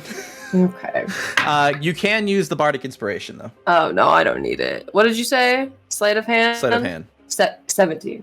Okay, you successfully light this tree on fire. So she hears this bang, turns around, and then suddenly the tree behind her is up in flames. Oh, damn, there must have been a strike of lightning or something. This damn tree just here caught on fire. She says, God damn it, what in Sam Hill? And she says, dude, get the fucking water. What are you sitting there for? You're right. It's these damn witches about this witchcraft in these woods. I should shut you down for having magic trees here that catch on fire sometimes. Is this what you've been? Hold on. Is this what you've been neglecting? Is this what you've been neglecting to tell me that your magic trees catching on fire? Did that witch woman attack you too? Is that witch woman a menace on this town? Oh no, I was talking about damn witches in the Mirewood. No, there's a witch running around town. She tried to bewitch me earlier. Okay, we don't have time to be talking about this. I bet this was her. It's that big red woman. No, oh no, those are investigators, you dumb old woman. They ain't got no witchcraft. I'm telling Flint. I'm calling Flint. He's gonna arrest him. No, it was not. Okay, your forest is burning down. I think we got more pressing matters. Oh God, it's spreading. there's a couple more trees on fire now. It's a good thing these trees grow quickly. Oh, they're burning like crazy though because they're dead. Oh god, they're dead. Fuck. Okay, I just grab water. I run and grab like a hose or something. The closest water would be in the well in town square, which is a decent distance away. Oh god. Well, what the hell you standing there for, woman? Go get some fucking water. I told you to go grab the water, Duke. What the hell are you doing? I think we both need to grab water, woman. Your fucking forest is burning down. Oh goddamn! And she's like, yeah, let's go to town square. I'm sure there's no reason we shouldn't go to town square right now. And she begins making her way to town square. Yeah, you run ahead and you grab the water, and I'll be right behind you. I'm just gonna grab a bucket. Well, there's a bucket right here, and grabs one and hands it to you. Let's go. Okay, well, my knees ain't what they used to be, so you're gonna have to give me a minute. But I'm right behind you. Go. She races off to town square. I run back inside the house like, Cassandra, I lit the forest on fire. We have to go. You see Cassandra standing there. I just realized I should change the music. She's standing there in front of a desk with the drawer broken. Did you break the drawer? Just I wasn't trying to. It got stuck. Did you read? She says, I noted down everything it said. Let's get out of here. Okay, I set the forest on fire. We have to go now. Oh God, what? Okay, well, you made a loud noise, and she was gonna come discover you, so I had to think quickly. We have to go now. Also, that woman is convinced that you're a witch. Maybe you should keep out of her sight for a little bit. You leave the lumber mill, and yeah, that fire is spreading rapidly among the trees. Oh God, okay, I quickly get changed and turn back into myself. Okay. And then, I don't know, let's fucking, Jesus Christ, let's go to town square and maybe discover that there's a fire and help her try and put it out. Cool. Yeah, you leave the lumber mill and make your way to town square, where Duke Dimmadust is currently there with Flint, and Ruth is there panically trying to get water, and seeing that Duke is here, and you see her say, "Not the Duke! What the hell? How did you get here? I passed you. How did you already here?" And I cast a minor illusion on Cassandra, and so she. What are you trying to illusion? I don't know. I'm just trying to hide her. I feel like if this woman sees her, she's gonna start calling her a witch again. So I don't know that you can change her appearance. I know. I'm just trying to I don't know. I push her into an alley really quick. I'm like, hold on. She hides behind a house and waits with Foxbud. I walk up into the square like, what's going on? There's a bunch of smoke coming from the lumber mill. Is something on fire? And she says, well, your witch friend caught the goddamn forest on fire, and I'm trying to put it out. And Duke, what the hell are you doing here? What are you talking about? Me and Ramhorns have been on the other side of town in the gold port. And Duke says, now, what do you mean? I've been here this whole time. I've been talking here with Flynn. I've been here for the past hour. I think there's a fire. Should we not put this out, or are we going to stand here and keep talking about this? And Ruth puts two and two in together and says, "There's a false Duke Dimmadust running around town." Oh, that's weird.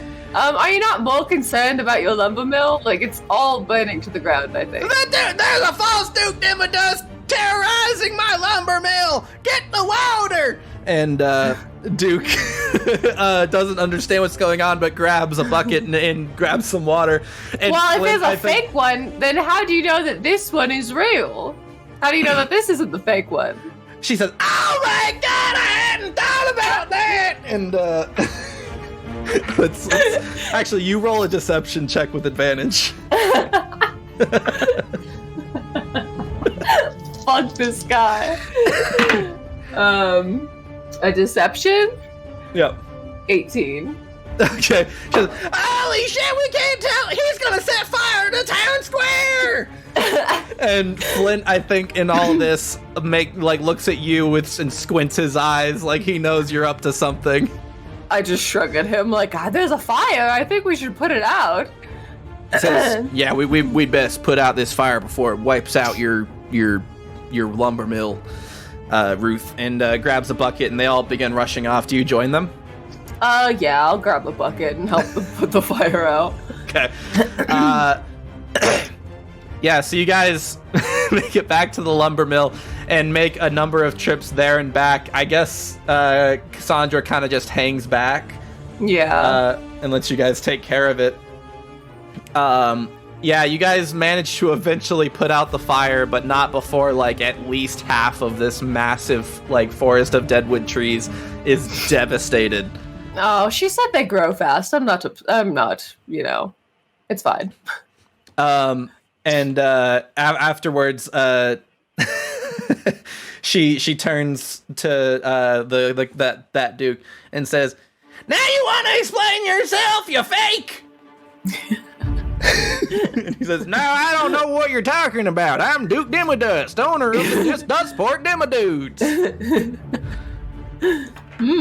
Well, it sounds like there's a real mystery here. I'll certainly have to go grab my partner, and we'll really have to investigate this.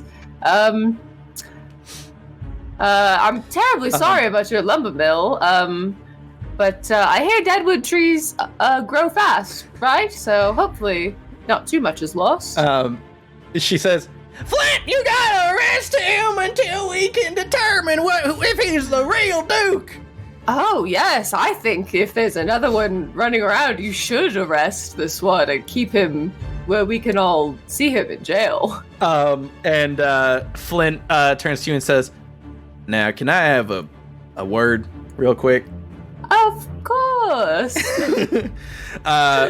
She continues yelling at the real Duke Dimmadust, and Flint pulls you around the corner and says, "God damn it, tell me you didn't light Ruth's lumber mill on fire." No,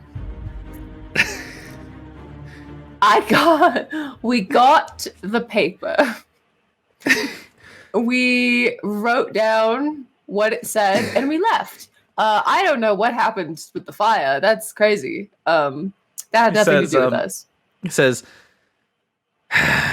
"So you lit the goddamn forest on fire." I didn't. He says, "Give me one good reason I shouldn't take you to the pokey right now." Oh, whoa. Hold on. I don't like the sound of that.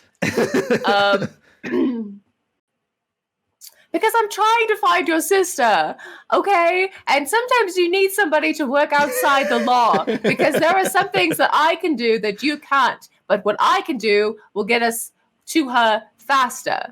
Also, I went to the tower, and there are definitely monsters in the Mayawood. So you're right about that. Don't send anybody in there. He says, "Now, Ruth is a good person. I would really prefer if you could avoid, terrorizing her unnecessarily." I promise, I cross my heart, I'm never going to that lumber mill again. I will never, I won't even speak to Ruth for the rest of the time I'm here. He says, "All right, how about this? Tell me what was on the sheet, and I'll consider looking the other way on this one." Oh, my girlfriend wrote it all down, but I made her stay back because Ruth thinks she's a witch. So we have to go back to town square to get the paper. Says, "All right, let me go calm Ruth down." I helped put the fire out. That should count for something.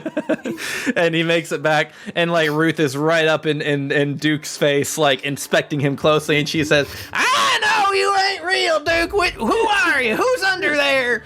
And tug on his hat. And Flint says, "Now come on, Ruth. Let's simmer down. Just calm down, and I'll interview him myself. How about that, Ruth? I'll have a talk with Duke here, and we can we can come to a conclusion on whether or not he's fake. We'll launch a whole investigation about this false duke. And she says, "You damn well better, because he's running around burning down trees and vandalizing. I bet he's working in cahoots with that. Oh, I bet he's that witch. I bet the witch is going around town bewitching people." It's racist to call people of another race a witch. No, that's not. She literally tried to bewitch me. I don't know what you're talking about. I have to go. There, you guys, like, she takes a while to simmer down, and then eventually you guys leave, and she makes her way back into the lumber mill. And as you guys are leaving, you hear her yell from inside the lumber mill, "What the hell? Who broke my desk?" I just start walking faster away from the lumber. And Flint hears that too and looks at you and says, "Your work?" I did not. That had nothing to do with me. I did not do that. I just walk really fast back to town square. I think Flint is really regretting working with you. Yeah. Okay, you guys make it back to town square, and Cass emerges from the building and says, Did you guys get the fire put out? Yeah, I put the fire out. Yeah. We almost got the mayor arrested, but I say that in message, so Flint didn't hear it. But he wouldn't arrest him. It would have been so funny. God, you had to be there. And then I'm like, oh, the paper. Where's the paper? She says, all right, yeah, that could have gone a lot better. And it could have gone a lot worse. The whole lumber mill could have burned down. And she pulls out the paper and she says, "Now, it was kind of cryptic, actually. I think the whole point is so that you don't immediately know what the point of the note is. But it says, Canaries gather at deepest night, in furthest cavern to hold a light." And that's it. So they're meeting in the old mines. Got it. I guess so. Canaries gather at deepest night, in furthest cavern to hold a light. Well, I don't know. Okay, well, deepest cavern, there's a mine. Canaries, probably the bandits. At deepest night, probably midnight. And hold a light. I don't know. Maybe that could mean a lot of different things. Maybe you need a light to get in, or maybe there's a secret passage in the mine that you need a light for. Or maybe you need a certain kind of light. But yeah, what do you think? And I look at Flint. Flint says, "Well, I know the gold mine's been shut down for a few weeks now. There was a massive cave-in, and a lot of people got hurt. And, when that happened, Duke wanted to launch an investigation and didn't find any, He found that the mining operations were going a little too rapid, which is ironic because he was the one that asked them to up production on the mines. So it was kind of his fault. His foolhardiness, I suppose. He says, but yeah, for the most part, it's been shut down since then. Okay, so it's the perfect place for bandits to meet. Would you say that around the time the gold mine shut down is kind of around when people started being bandits, or? Well, the mine shut down shortly after Duke got here. The first thing he did when he got to town was up production on everything. He started demanding, more lumber. He started demanding, more stone and gold and all kinds of things from the mine. He upped production and that caused the cave-in. And then the bandits, the first time anything happened with them was at least a month after that. Okay, but it does seem that Duke was the catalyst for a lot of things around here. I don't trust that man as far as I could throw him. And I don't think I could even pick him up. He is a quite portly man. Yeah. Right. Okay. So midnight gold mine. What do you say? What time is it right now? It's kind of creeping toward late afternoon. It's the sun is getting low in the sky. You guys have been out and about for a while today.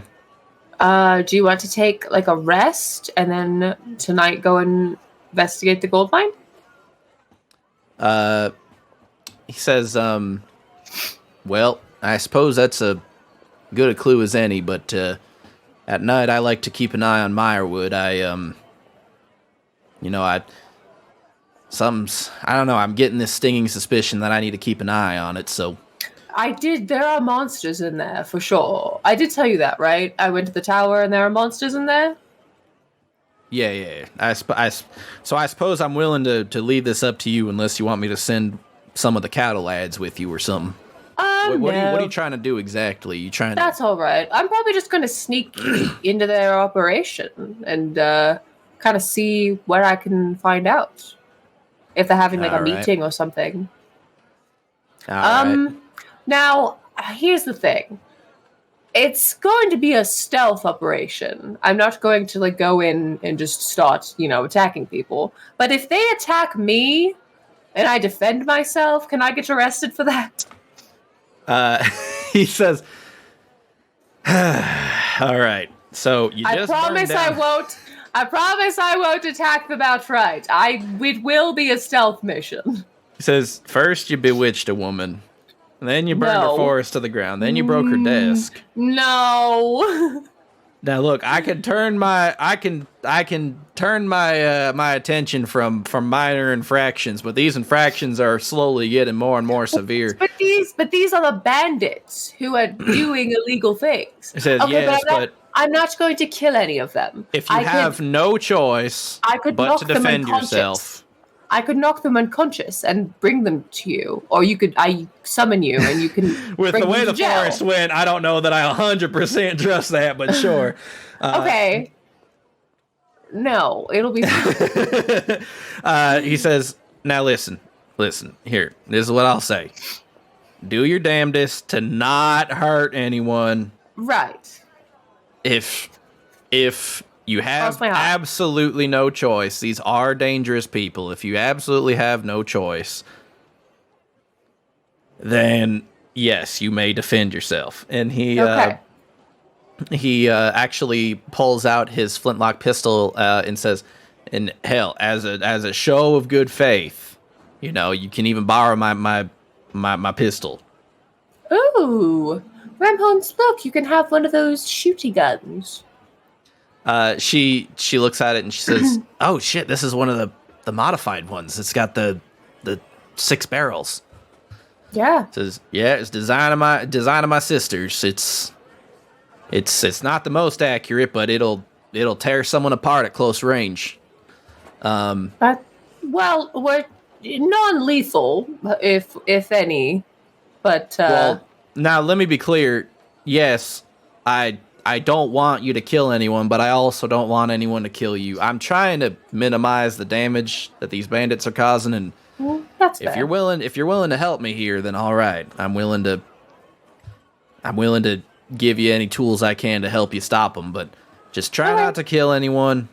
Right. And again, if you want, I can send one of the cattle lads with you, but it sounds like you're trying to we're really good at stealth missions, so don't even worry about it. It'll be good.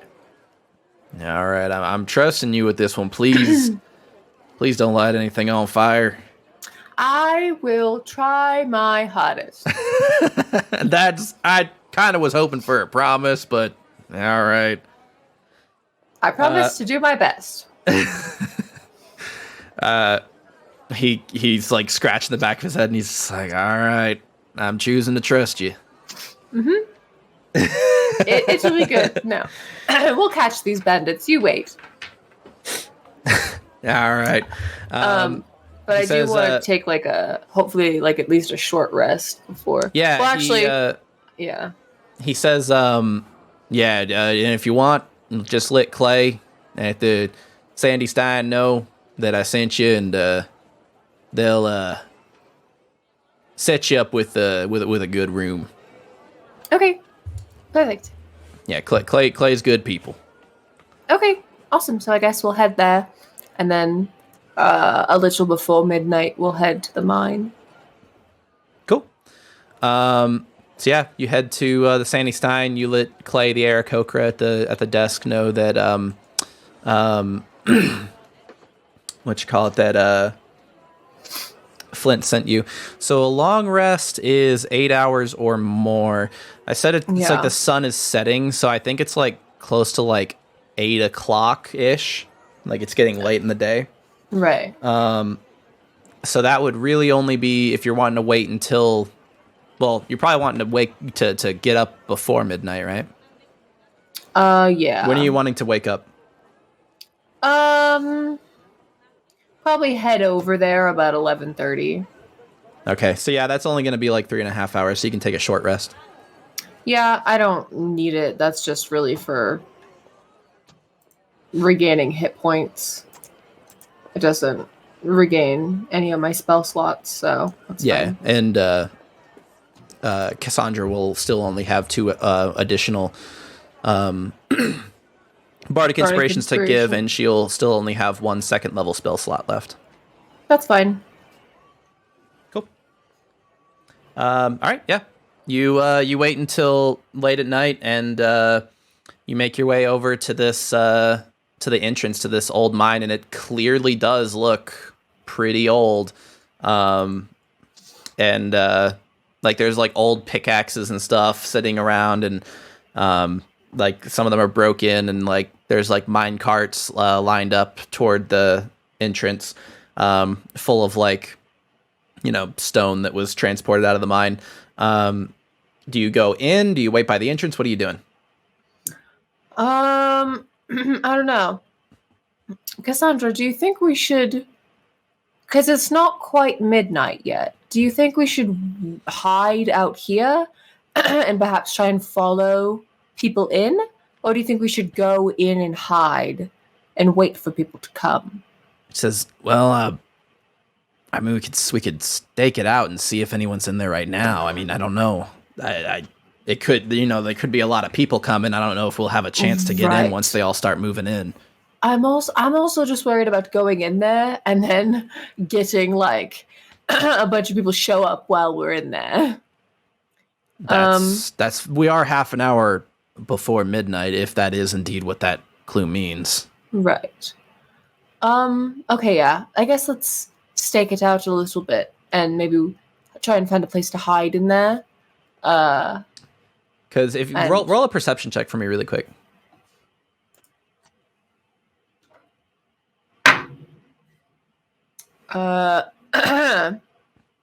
Mod 20. Yeah, so you can tell that this is a very deep mine.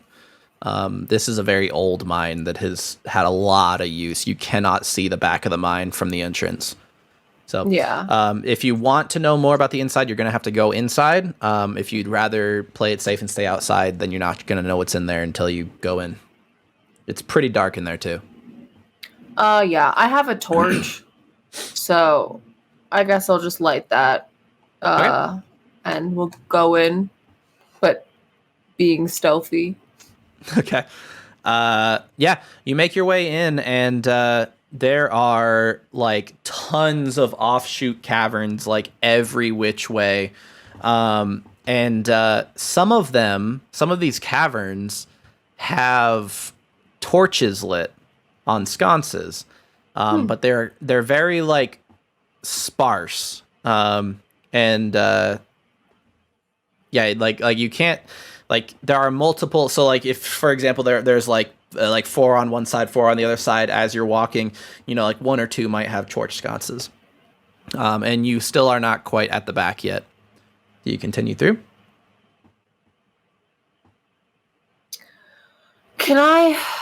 What did the thing say again? Can you repeat it to me?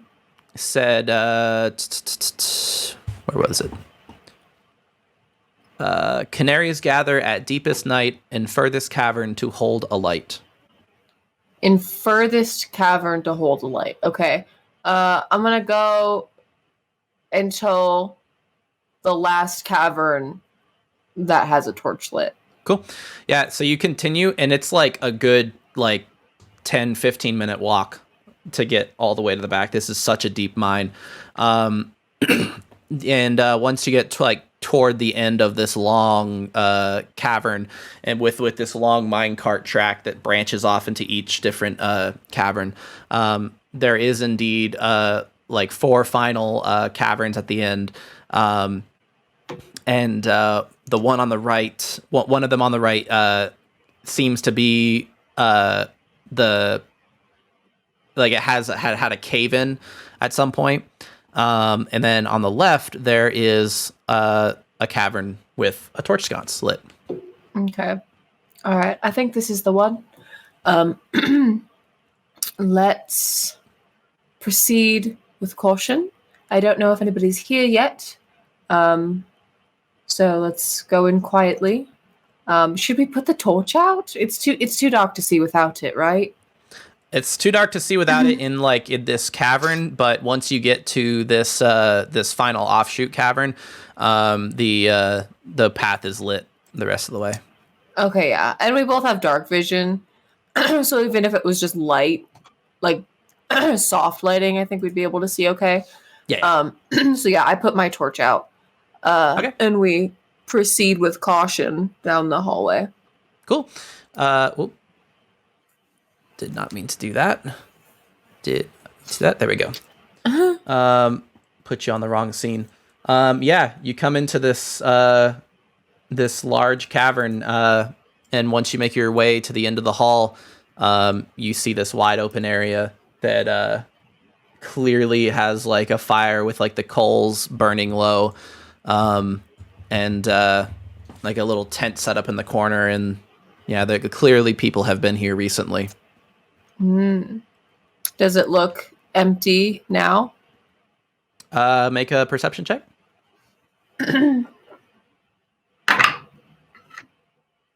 19. Yep.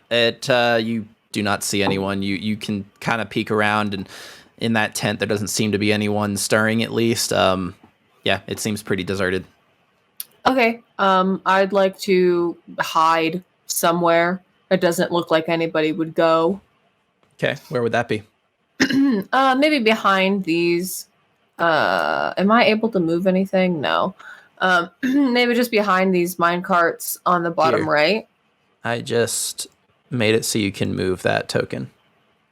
Here. Okay. Yeah. Cool. And we just and I cast minor illusion, maybe to try and make it look like we blend in more with the carts. What are you trying to illusion? I don't know. Just I don't know. Do I? Maybe just I don't know. Okay. I just need to know what you're trying to do. Yeah, I know. Never mind. I don't cast minor illusion. I have Cassandra stand in front and tell me if I can be seen from behind the carts. She looks and she kind of eyes it over, and she says, "Yeah, I think you should be good." I'm just going to reveal the carts just a little bit more to everyone watching. I think you should be good. They're pretty large. If we hunker down and don't move. Okay, perfect. Come on, let's wait. Cool. Yeah, so you guys wait for about 10-15 more minutes, and around the time when it would be midnight, you see some people making their way in. I message her, and I'm like, I fucking knew it. I'm so good at getting... I'm so good at clues and riddles. Yeah, so you see these individuals. A lot of them also have... I don't have it pictured on the tokens themselves, but a lot of them have red bandanas around their face as well, with their hat. A couple of them sit on these barrels. One comes and sits on the end of these tracks. Another Big. comes and sits on the table itself. Oh, bless you. Bless you. Ugh. And after, a good number of them have made their way in. Sorry, I'm trying to make sure I have everyone accounted for. One of them huddles down in front of the fire. And a final one stands by this anvil. And finally, a 1, 2, 3, 4, 5, 6, 7. That's actually one too many. We'll just say maybe the one by the anvil is not there. Okay. A seventh one comes in and sits at the anvil. Why is this not showing up? Oh, that's strange. There's supposed to be tokens showing up that aren't. Let me refresh really quick. What? Okay, there we go. It just needed to be refreshed. Okay, cool. Yeah. So you see there are about 7 of these people, and one of them walks forward and is a fire genasi woman. And she seems to be like kind of calming everyone down and like getting everyone's attention. And she begins talking about plans. Okay. And among these people, by the way, go ahead and make an investigation check for me on the one who is on the dwarf who is sitting up on the end of these tracks. Nat 20. Yeah, that's why am I Ruth. getting? Yeah, why am I getting so many nat 20s today? She's masked, but Ruth is sitting right here on the end of these tracks. Yeah, I messaged Ramhorn's like, I fucking knew it. And yeah, the fire genasi woman speaks up and says, where is this? She says, all right, what's the plan going forward for tomorrow? We have we discussed yet what the next plan is? And Ruth speaks up, and this is going to be our second poll. Oh no.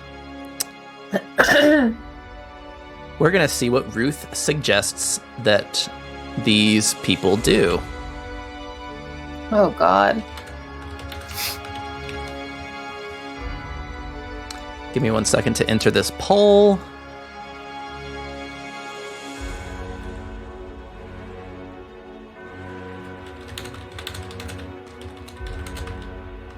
Oh, this is good. This is good. Oh no. What's good? You'll see. What? Hang on, you'll see.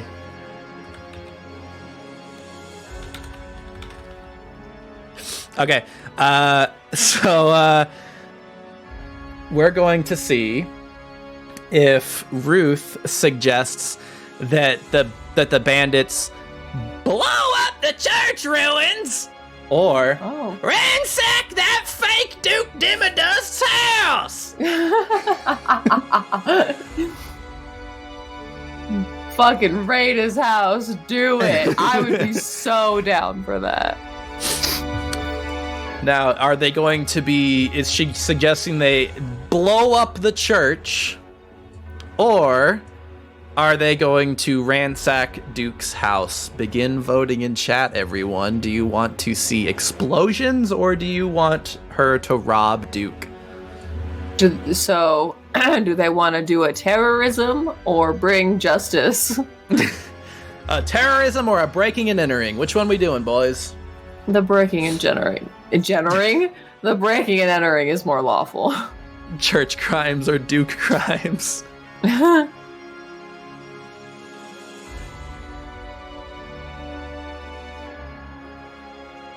Everyone's voting ransack that fake Duke's house. I had, to be clear, I had something else entirely, but I just, I like the narrative you've crafted here, so I'm giving that as an option. What was the other option? You're not finding out now. Oh, no. I do want to ransack his house, though. I'll help them. Fuck. Duke crimes. Well, I think it's officially impossible for it to be blow up the church. Chat has unanimously voted ransack that fake Duke's house. Yeah, that dumb bitch. All right. It is official. She's going to suggest that. All right, so. So yeah, she speaks up and she immediately interrupts Cole as Cole's talking. And she says, I suggest we ransack that fake Duke's house. He bewitched me earlier. I'm telling you, it's not Duke. This is something else entirely. There's witchcraft afoot. And this fire genasi woman says, now hang on. What do you mean he's fake? I mean, he's a son of a bitch, and we all hate him. I think we agree on that. We want to force him out of town, but what do you mean he's fake? And he says, goddamn, I swear to God, he lit my goddamn forest on fire. He was in one place, and then he was in another. It's either there's a fake Duke or he's a wizard. I swear, he's got magic. I bet it's in that hat of his, that magic hat. He's got a magic hat. It's in his magic hat. And one of the other people in the room speak up and they say, yeah, I bet then we can find out where this son of a bitch came from. Bet we can drive him out of town. And everyone seems to be pretty motivated by that. And she says, now that's, when are you planning to do this? I mean, he's right in the middle of the town square. It's like, how are we going to get in there, Ruth, without him noticing us? And she says, I said we storm this son of a bitch. We kick the goddamn door down. We find out what he's got in there. She says, well, we're almost certainly going to have a shootout with the cattle lads then. We can't just kick the damn door down. And she says, I say we blast it down! Take some of the Demodu's dynamite, blow the goddamn bitch up! What are they gonna do? Stand up against dynamite? She has a point. Are you doing anything in all this, or are you just listening? No, I'm kind of laughing. I'm like messaging Cassandra like, dude, I kind of want to see this happen. Yeah, no, she seems to like want like the blood of Duke. She's like, this fire genasi woman says, now calm down. What are you gonna do if Duke is in there? And she says, I don't give a shit, Cole. I'll blow that son of a bitch up myself. He lit my goddamn forest on fire. That's the last goddamn straw. He pushed me as hard as he goddamn could. They upped my production so goddamn much. I'm working day and night. And then he lights my goddamn forest up. I'm killing that son of a bitch. Blow it up. I'm kind of with her. Like, it wasn't him that lit her forest on fire, but all that other stuff is true. And she says, well, we can't just fucking kill him. I mean, then fucking, Heaven's Cradle, for God's sake, is gonna send the goddamn fucking city guard on us. We're gonna have, in a day's time, like, you really think we're gonna kill a rich man like that and get away with it, Ruth? She says, I don't give a shit. I'll flee into Mirewood. I don't give a shit. They're never finding me. She says, well, that's not a real plan, Ruth. We can't just fucking kill them. They're going to catch us. There's monsters in them there woods. And Ruth is like fully convinced that they need to attack, but this fire genasi woman who you've picked up from the conversation, name is Cole, is trying to convince her to like calm down. That's not the solution. Throughout the meeting, though, you get the feeling that pretty much everyone here are original townspeople of Dustport, and in one way or another, he's overworked one of them in one way or another. A couple of them are mine workers who were working these mines and lost friends in these mines with the cave-in. And at this point, the trouble that they're causing is trying to convince Duke that it's not worth his investment to keep trying to build up this town. They just want things to go back to the way they were. Yeah. That tends to be the general vibe of this meeting.